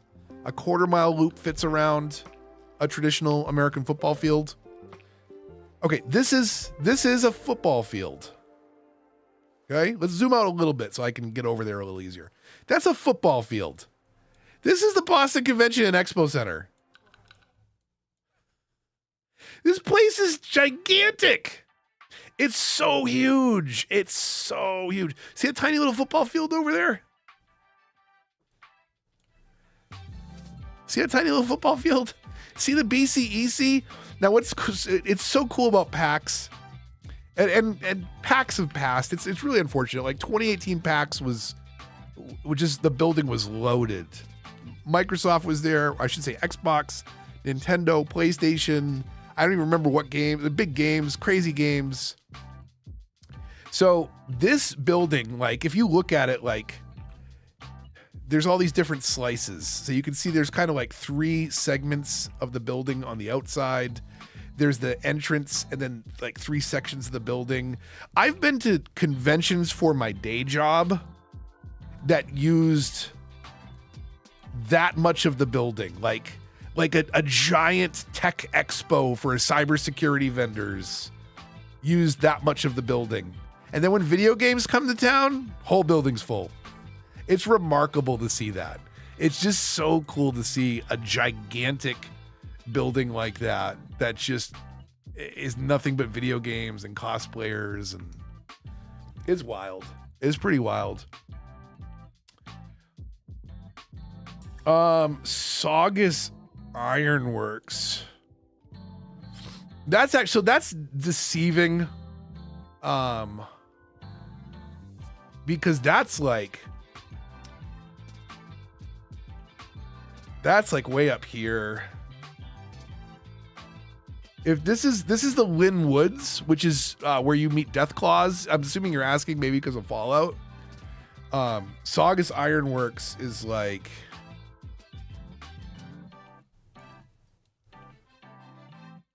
where the hell is it? It's somewhere over here.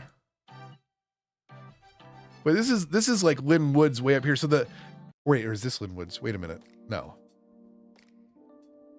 because this is like Malden over here. Never mind. No, Lynn Woods is like way up here. The scale is way off. So like if you know Boston and you play Fallout 4 for the first time, like if I kind of told you where you were, you'd be like, oh, I'm gonna follow the highway until I get to the water, and then when I get to the water, I can cross any bridge. I'll figure out which one I'm at, and then just follow Storo Drive. You'll probably, if you wander, usually you'll cross the bridge near MIT, which is the Institute, into the back bay here, and then you're not far from Diamond City. But like the space of everything is appropriate. Like if you know your way around Boston, you can figure out your way around Fallout without looking at the map. But the scale of things is off, especially when you get out of anything Boston proper, because Lynn Woods, which you would think is like right across the river, is way the heck up here.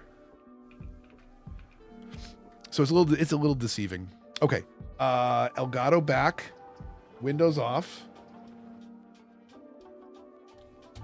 And then let's see where we're at.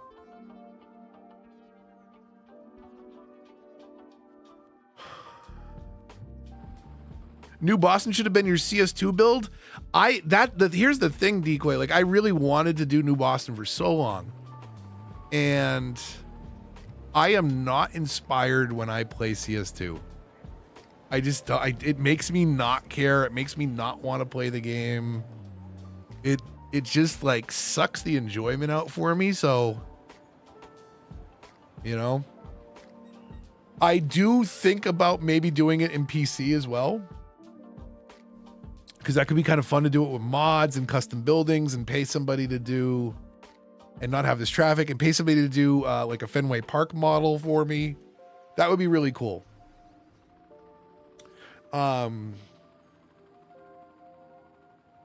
But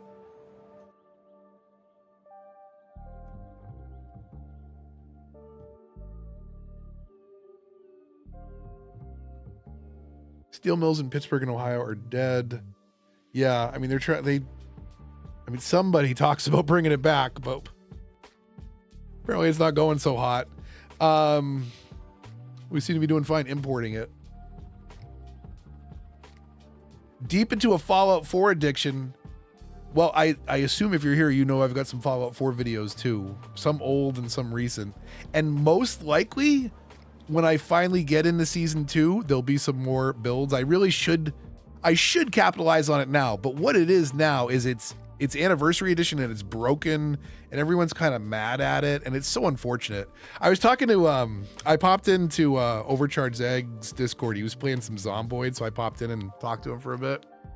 And he said something about like, man, I saw one of your Fallout videos, like so many views. It's crazy. And we started talking about it. It's like, I picked so many bad picks on my channel for channel growth, because I started out on Skate and they put out a multiplayer only microtransaction fest this year. I moved on to Fallout, and what did they do with the last 2 seasons of hype? They released the next gen update and broke a bunch of stuff. And this time they figured like, oh, let's get in front of the release and we'll break everything ahead of time with the anniversary update. Which if you're playing base game, I guess is fine. But if you're modding, it's particularly painful right now, especially on console. And then Cities, like here we are, 2026, like, do I start one more how-to at this point? Like, it's 2026. People need an updated guide. The reference material is old at this point, even if the controls are the same. It's so crazy to think, like, that I might do one more how-to guide in 2026 when the game was supposed to come out 3 years ago. I say 3 years ago, but it is almost 2026, and then it will have been 3 years ago, so...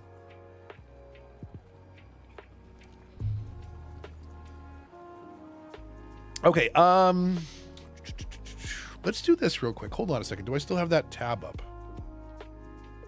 I do. I still have that tab up. Let's go back over here for a minute. F11. Hang on a second. Wait, no, just in case. Hold on. This one.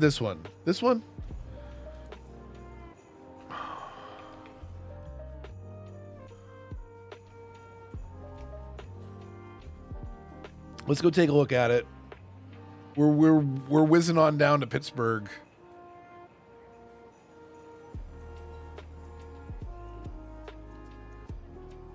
Okay, so let me get in here. Back to this. Okay, Pittsburgh. It's the rust spot right here, right? Is this Pittsburgh? Is that Pittsburgh?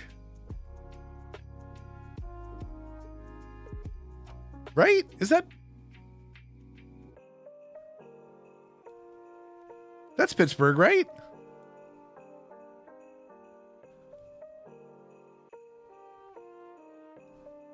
Yeah, that's Pittsburgh.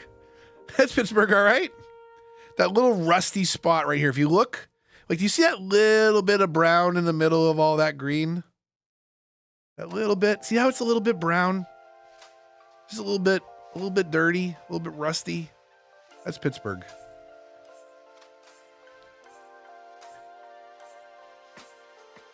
Look at these. Look at this. Pittsburgh across the way and single family homes across the water. Like, what is going on over here? Look at all this very casually zoned residential over here. Some neat grids. Some messy grids. But what's going on over here? Are we in 3D mode, 2D mode, 3D mode? Okay.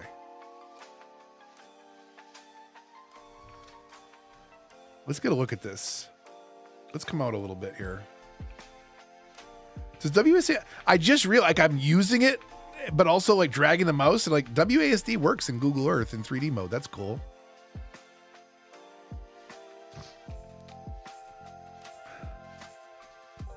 You could do this. You could do this. You got this. You could do Pittsburgh. You could do this. Look at this. Fun rivers. Let's look at the hills, right? There's some good hills to work with.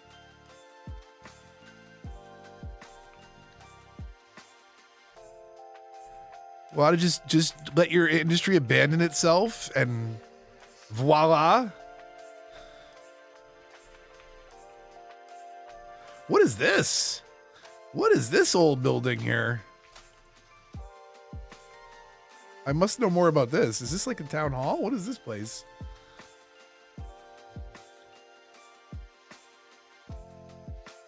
Miss your turn in downtown Pittsburgh. You're crossing 2 bridges in a mountain. That's a church? Okay.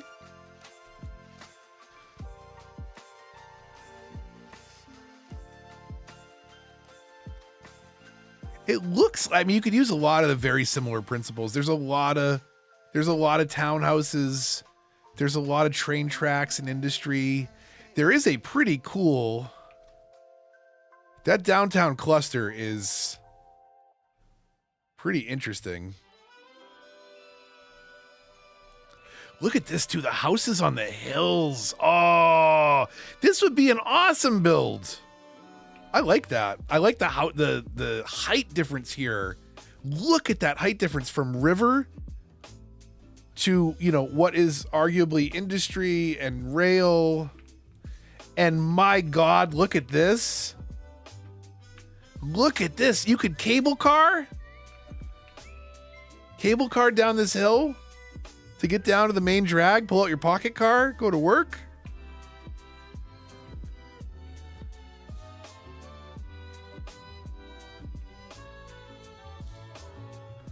Oh yeah, look at this. Coming soon. Guys, pictures on the Discord soon from Adia.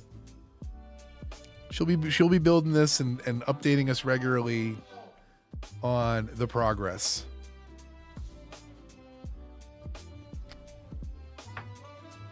And if not, who knows? Maybe I'll get to it next Adia. Put your tinyurl.com/move the mouse to join the Discord. Stop by and suggest your favorite city for the next build.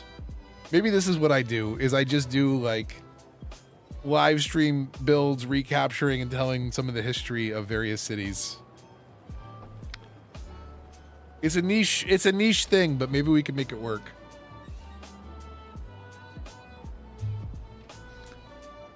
Ooh, there we go. There's Beacon Hill filled in tonight.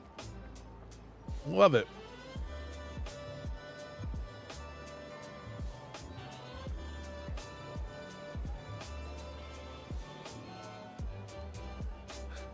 Welcome everybody. If you're just joining, we're talking and bouncing around Google Earth, bouncing all over the place. I am rebuilding Boston in Cities Skylines Remastered.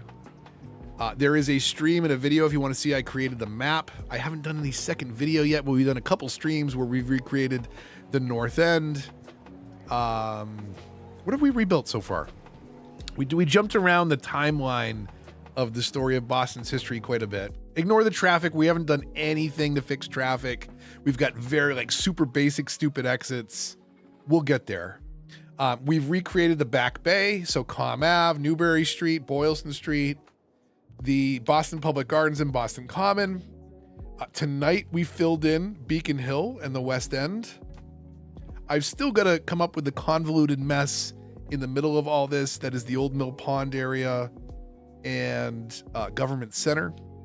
First episode, we built the tiny, chaotic streets of the North End.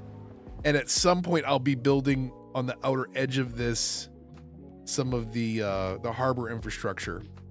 The aquarium will go over here as well. And one thing that I swear, I'm going to be swearing left and right. I'm going to hate myself because I built Boston with the 1960s era Central Artery Highway coming over the top because I figured it would be fascinating to not just talk about the Big Dig, but also recreate the Big Dig. So we're going to bury the highway under the city, not to fix the traffic, but to hide it.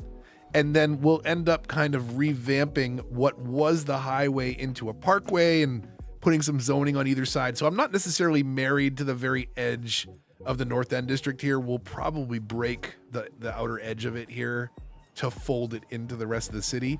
But there is very much a scar there today that you can see where the old Central Artery cut through the city.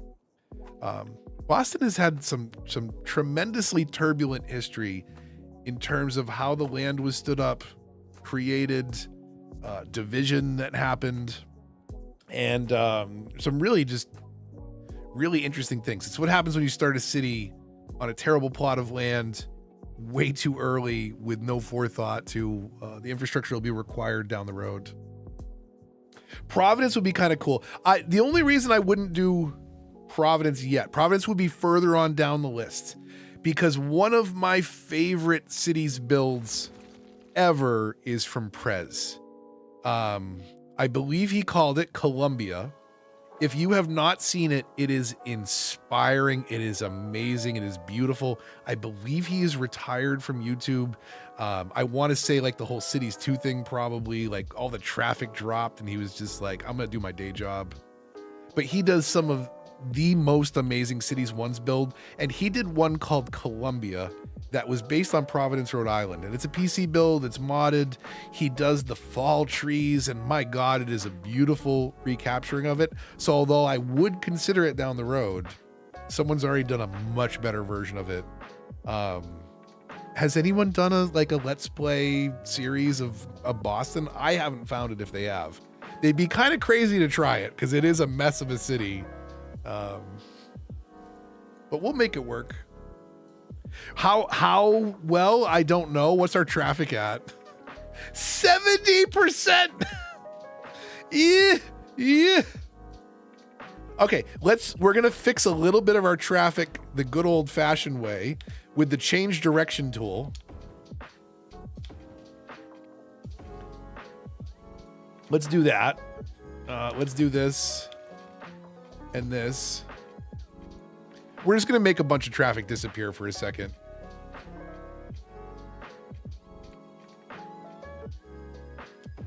We'll do this, we'll put it back.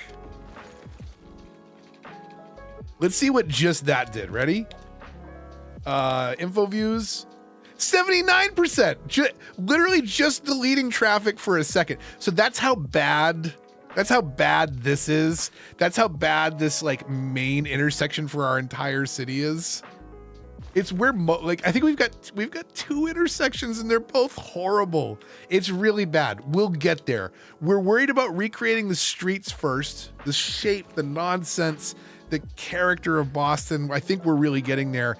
And it's this part on screen especially. It's this part on screen that we're basically going to build. So I'm going to build some farmlands in a coming episode, mostly greenhouses and industry. We'll put in some seaport and old school industry. We'll build in some residential over here and a train yard. And I've been thinking about it. I think I'm going to bring a highway through here and adjust the terrain a little bit. And I might put us in a bit of a valley. I'm thinking of ways to kind of cut this off to do a beltway through here. I want to do MIT and a little bit of residential up this way. I also want to do technically what's Charlestown and maybe drop the casino up here. We'll do a little bit of housing on East Boston. And then I want to also build, I don't know why it says airports and there are multiple airport areas here apparently. But we're going to build Logan airports and then move some of these skyscrapers into the main area down here. So in terms of like what we're realistically trying to capture, I am going to do a bit to do the Mill Pond and Government Center area. We'll do a bit on the seaport and coastline area, but then we're going to start to take, and Logan Airport and MIT. And then we're going to start to take more creative liberties on how we feather off the edge of the map, essentially.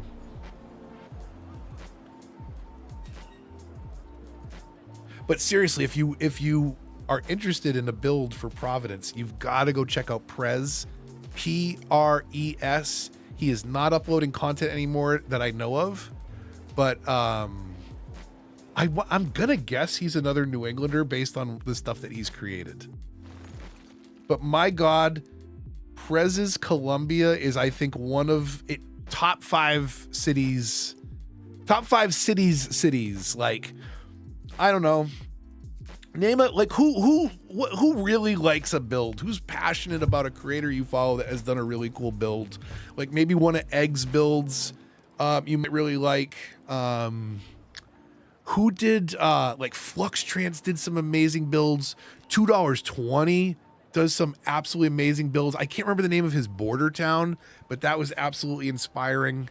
Like there's some people doing some really amazing things, and if you like New England, my God, check out Prez. Again, P-R-E-S, Prez. Better do Prez and Cities Skylines, otherwise you're going to get some non-cities results. New Windsor was a really cool one, but I think it's Columbia was the Providence-inspired one. Hey, I'm going to get the dog out real quick. I'll be right back. I'll be signing off in a little bit, but I'm going to head out with the dog because there's coyotes and we don't want any of that. BRB.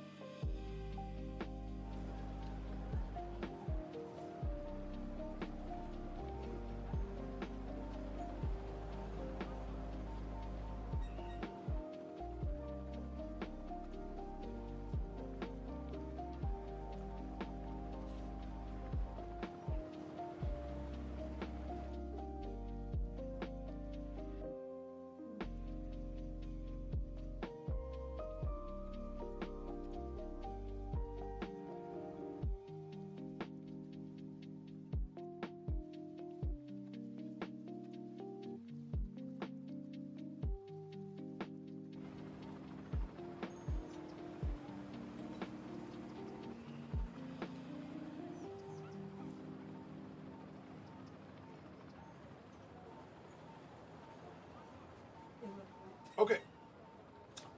I'm back. Dog's back. It was a quick one.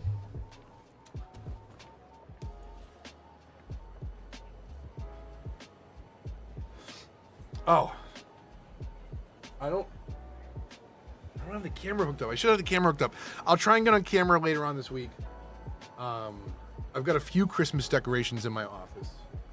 Namely the leg lamp from Christmas Story and the Festivus bowl.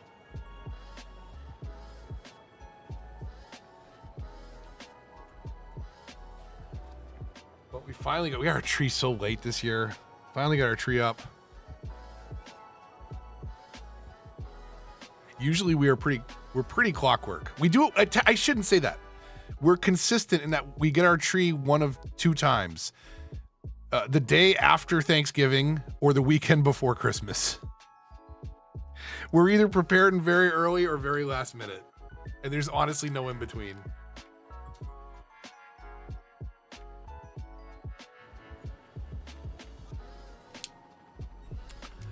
Is that like your most...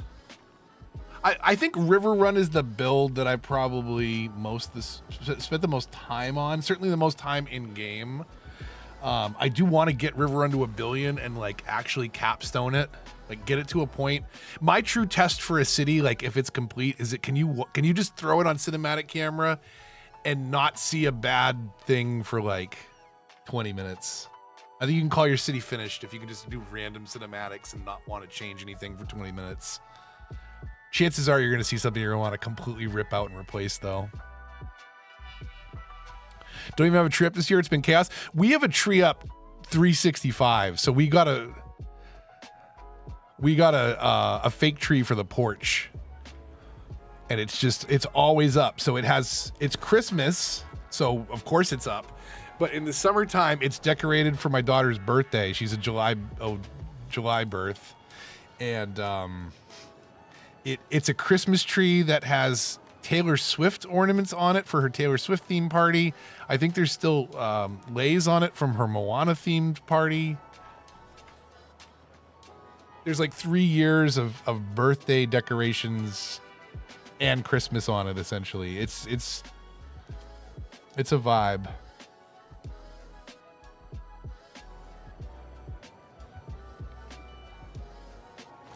I'm gonna try to check it out, Sin. I gotta go see what you're cooking up.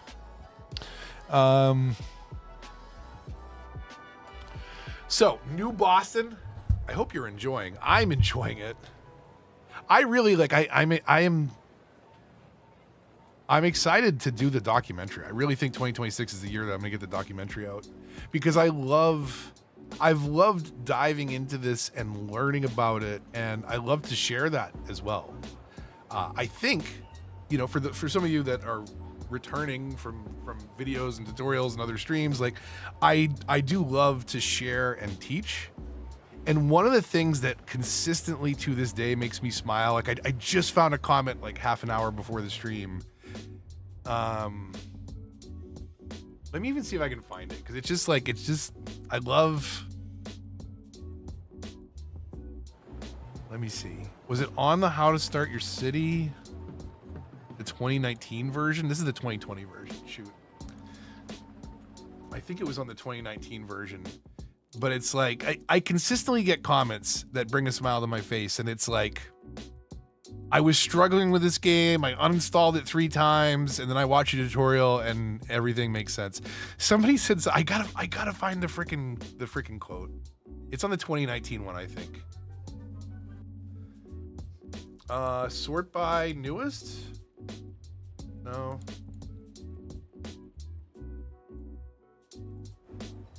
That can't be right. Is it the 2020 one that's getting the views now? Probably. I just gotta update the thumbnail again to say that this is 2025's version. People don't know. Nothing's changed. It's fine. This is the 2020 version? This is the 2020 version. I did update the thumbnail on that one to say 2020. Who's still playing in 2025? I found it. Okay, here we go. So somebody said this.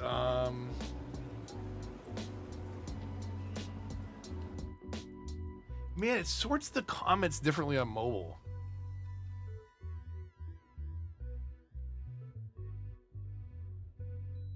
Oh, Oh, here it is. This is the one I found 5 years ago, this comment though, but like I didn't see it.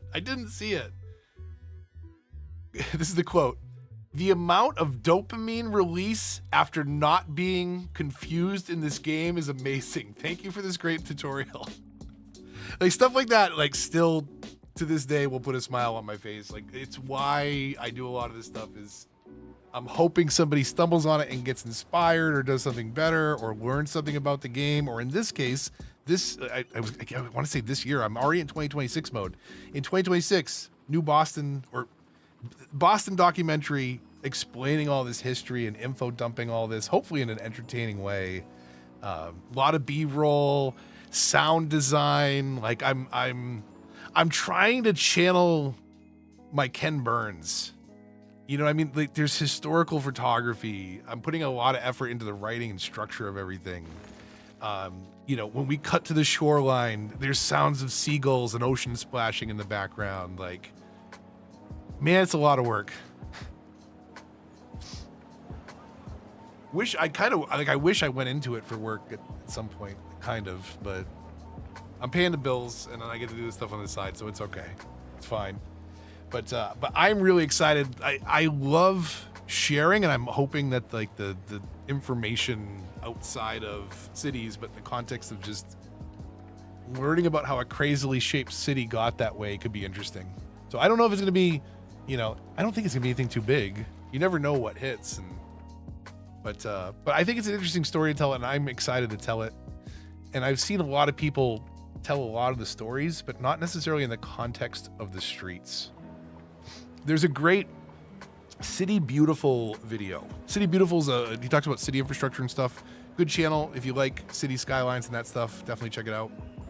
But he did a video on like why Boston streets are such a mess, and he talks for, I don't know, like 10 seconds about the shape of the peninsula and the landmass, and says, but anyway, and just moves on talking about like other developments and like, but no, like there's a huge, like there's generations of land growth. It's not just one thing. There were fires that knocked down neighborhoods that got rebuilt that shaped developments. There's so much history, good and bad, and it's an amazing story. And there aren't cities that are shaped as crazy because they had time to learn from Boston's mistakes. Even if it was just 50 years, you know, from the start of the 1600s to the end of the 1600s when they were planning Philadelphia, huge development and difference in understanding. Also difference in the actual land masses that were there, right? Not having to make land, not having to build around mountains and hills and swamps.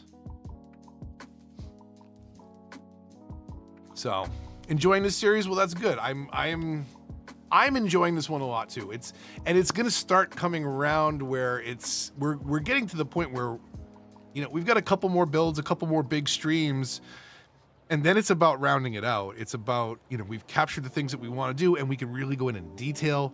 The big dig though is going to be such a mess. But that's the thing, right? Like what happened with cities in real life? You know, Boston was already a mess, but then I want to say in the 50s was the Central Highway Artery Project, right? And this is all across America. Like cars are the thing. Let's make way for cars. Let's connect the cities with highways. Let's build those highways through the cities. And they tore down and separated neighborhoods. Like, you know, you can imagine how inconvenient it is and how noisy it is when, you know, you used to have a road here and houses here. Lots of people lived here in this beltway in a city that is this densely populated, and they knock all that down for a highway that just 50 years later they would commit to the most expensive highway infrastructure project in American history to bury it all underground. And the most amazing thing about it all is they didn't do anything really but bury it underground. They didn't make the traffic better in the process. You just can't see it. Unless you're down in it, and then absolutely you can see it. It's everywhere. But it's wild because highways created these scars in cities, and now it's like there's an additional scar. There's been reconstructive surgery in Boston via the Big Dig, and essentially like you can still see where that highway was. Like, sure, it's a nice green parkway that you can be a pedestrian and cross without dying, but it comes at a cost.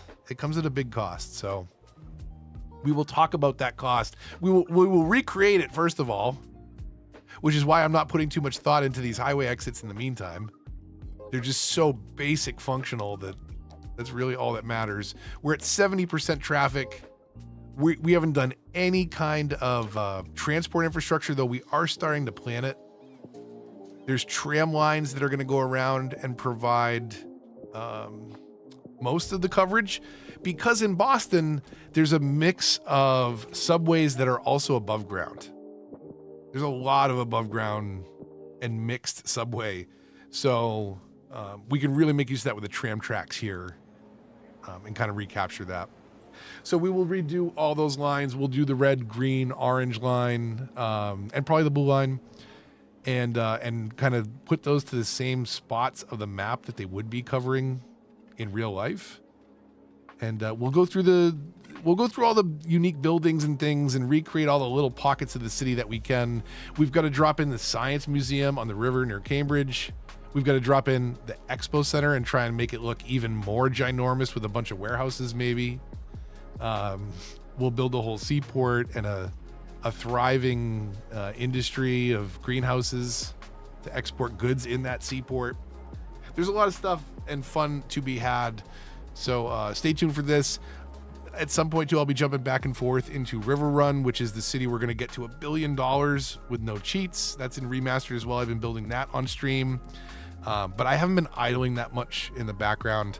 I'll probably get back to that in the new year. I think we're at 530 million right now. So if I let that run for a couple weeks during my day job, maybe 2 or 3 weeks nonstop, I think we can get to $1 billion with how it is currently progressing. Yeah, documentary, more streams and silliness. Transport Fever's looking pretty good, people. Did everybody see the latest trailer on infrastructure? Oh my God. Can I just call it up and not do the sound maybe? Can we react to it and maybe they'll be cool and not claim me? Probably not. Because this is cool looking. Oh my goodness. Let's mute it. And let me play with my plugins here for a minute. Hold on a second. Can we just turn everything off here? I think so. Yeah, we can turn everything off. Okay. Let's bring this over here. And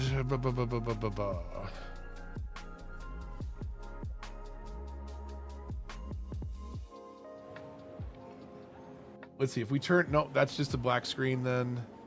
Hang on 2 seconds.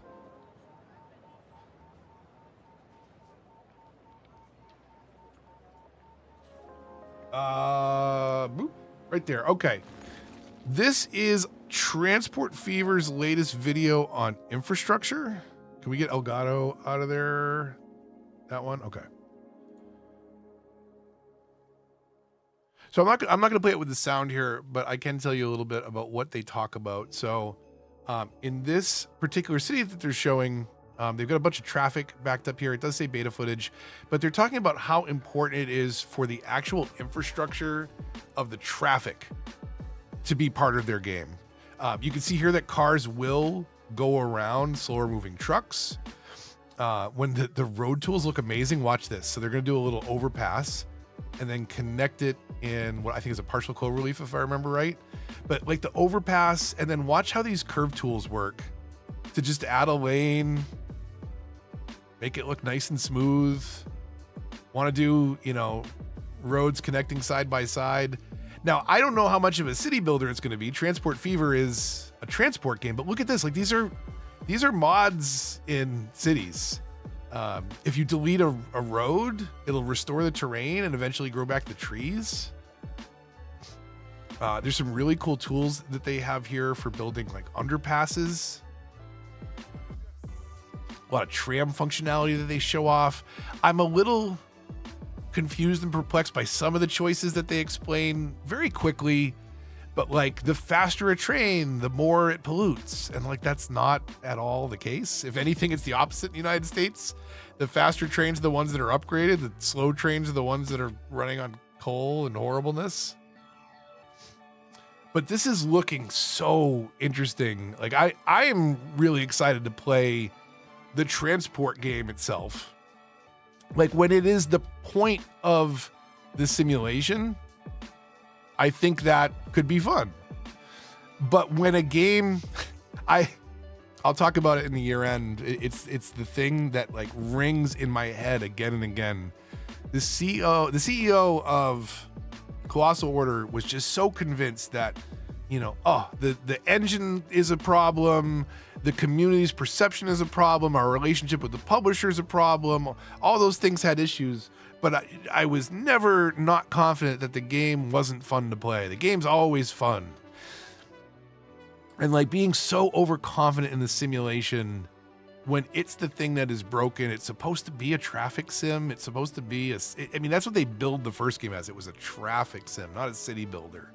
And it just like still to this day doesn't have basic traffic tools that you can see are here. You can build things like the soundproof barriers for your train networks. The trees reduce pollution. There's a lot of cool things here that I think, like, if they're fleshed out better, I would be more interested in engaging in the management side of it. I hated the management side of CS2, probably because it's broken under the hood. And like, I wasn't, you know, even like a month ago, City Planner Plays was like, hey, I'm kind of done with Cities content. And it's just broken and I can't fix it even with mods. And then like the ultimate being complete, the bridges and ports got announced, and then CL leaving got announced, and then it's just like back into full content creator mode. He's been a little more open and honest than some other creators that just like ignore and don't talk about the fact that Colossal Order is leaving. Like, no video on that. You know, it's like literally your job, but you're not going to talk about it. You know who I'm talking about. Anyways, this is looking really promising. I'm excited to mess around with it, and it's coming to console in 2026. I'm more likely to believe that this is actually coming to console in 2026. And here's the thing, right? Does it scratch the city builder itch? I don't know, but think about the dent this is going to put in Cities Skylines 2's console release. Like, there's going to be plenty of players that like have seen the last couple years, and it's a new studio and it's a big mess, and maybe this scratches that itch. And people, I don't know if you've noticed the economy, everybody, like, let's not drag things down too much, but people are buying less and less games. There's less and less disposable income. If this scratches some people's itch, it's gonna hurt Cities 2 on console. No doubt. But D, are you still working and lurking? Like, if you play this and you're enjoying this, tell me you're less likely to plunk down $50 to find out if CS2 on console is any good, if you're already enjoying Transport Fever on console.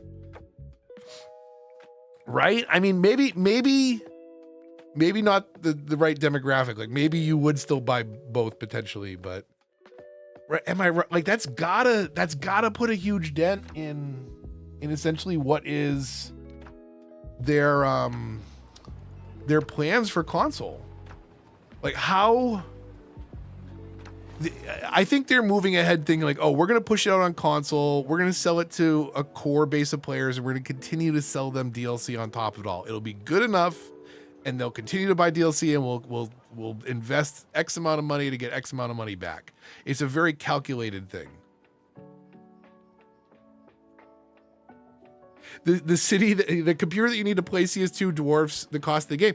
And don't forget, that's another thing I'll be talking about, it's really because of AI is going to create a huge dent in the hardware market. It's going to be awful. The next couple years are going to be awful. And if it doesn't blow up in their faces, it's going to blow up in consumers' faces, because computing is about to get so freaking expensive that everybody's going to be renting GeForce Now and Xbox Cloud Gaming instead of actually doing it on their own PCs because they won't be able to afford it. And meanwhile, who created the crisis that's going to push people to services like that in the first place? It's AMD and NVIDIA doing that. It's pretty wild. We're going to talk about a lot of geek stuff on the year-end review. AI and NVIDIA and corporate greed. Oh my God. It's really unfortunate. There's appropriate uses for AI. Edging creatives out of a gaming space for something that I think we would all call art is not where we should be pushing that needle right now. But it doesn't matter because there's profits to be made, so we will see that needle be pushed. And I think we got to choose carefully what we support.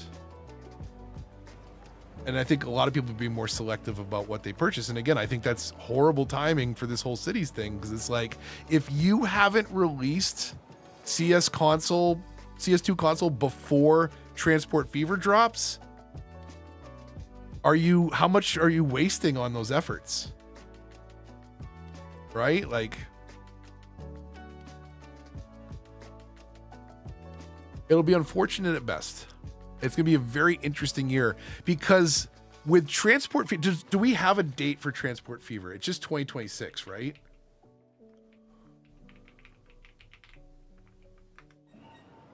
$2026. Okay, just 2026. So let's say they're pushing late 2026 and they announce, oh, it's coming out November. Let's a Summer Games Fest, they announced it in June that it's coming out in November. I was gonna say Colossal Order. Does Ice Flake Studios get pushed to just get whatever's ready out the door and they do it all over again? Like, did they learn their lesson? I don't know. Because when push comes to shove, if it means releasing after Transport Fever releases, that's going to be bad. That's going to be detrimental to them at best. And if they get a date and say like, oh, we can push it and get it ready by then, and they rush and jump the gun and do this again, like, I can't wait for all the console players who've been saying console when in the comments to be like, this isn't what I wanted. This isn't what I asked for. It technically is. All you said is, when can I have this? When you get it, it's not going to be any better. It's going to be the same thing.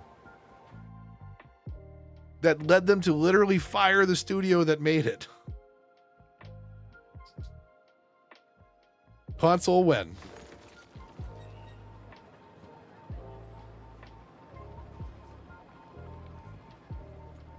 A lot of people using mods playing CS2. Yeah, I mean, I went on Overcharge Egg's podcast that he does for his patrons on maybe back in August, sometime this summer.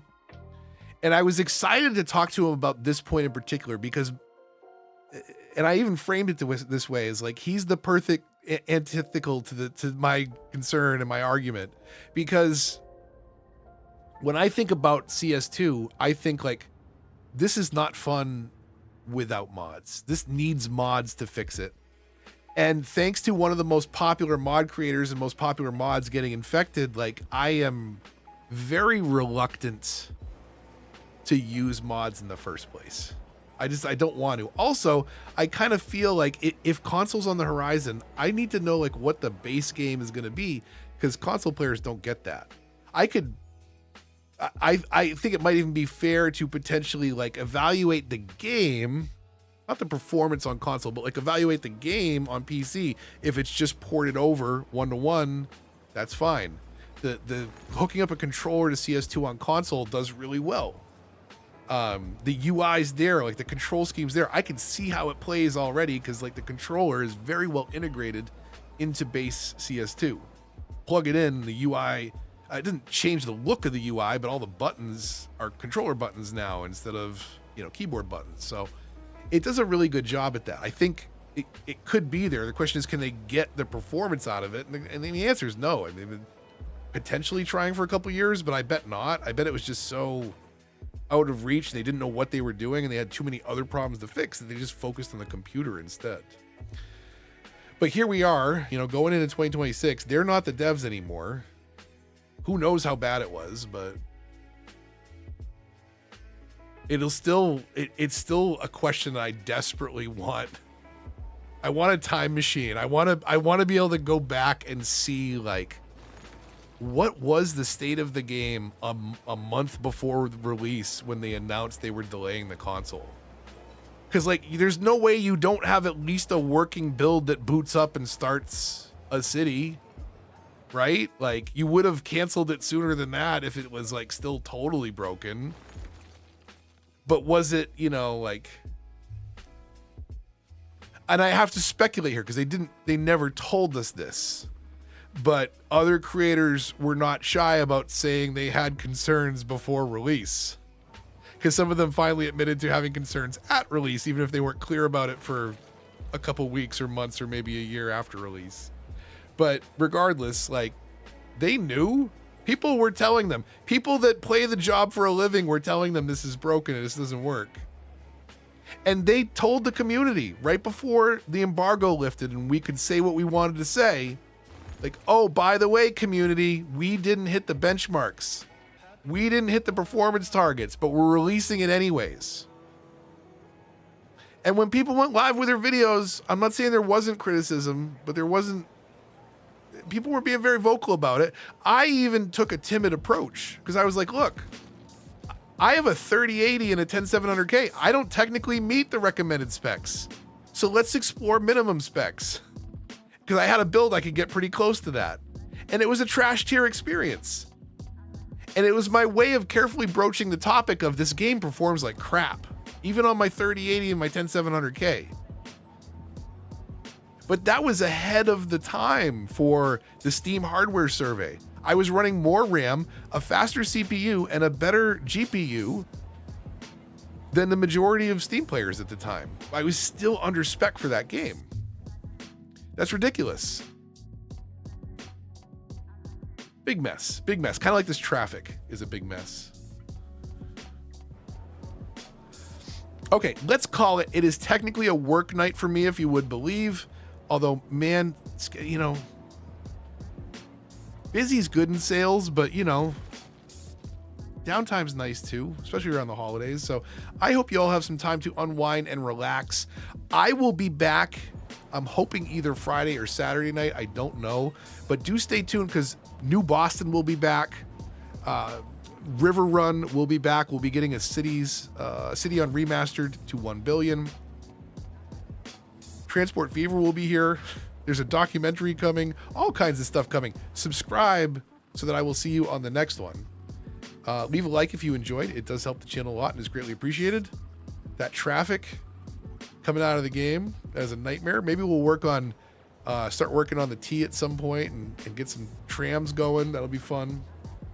But one way to find out, come back and stay tuned. Tune into this nonsense. Hope you all have a fantastic evening. I will see you on the next one. Again, probably this weekend. Have a great Christmas, whatever holiday you celebrate. If not, if you're not celebrating Christmas and you celebrate another holiday, I am so sorry that the world is closed on Thursday, but it'll open back up slowly but surely. Yeah, hoping your wishes come true. Merry Christmas, everybody. See you this weekend. Bye. I feel like that was a lazy sign off, but you know, it happens around here. Here's some Pepe hearts for you.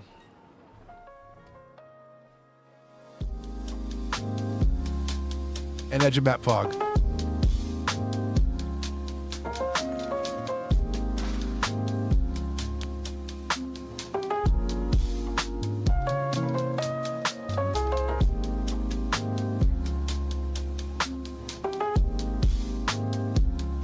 Oh, you know what? We haven't seen a lot of Boston at night.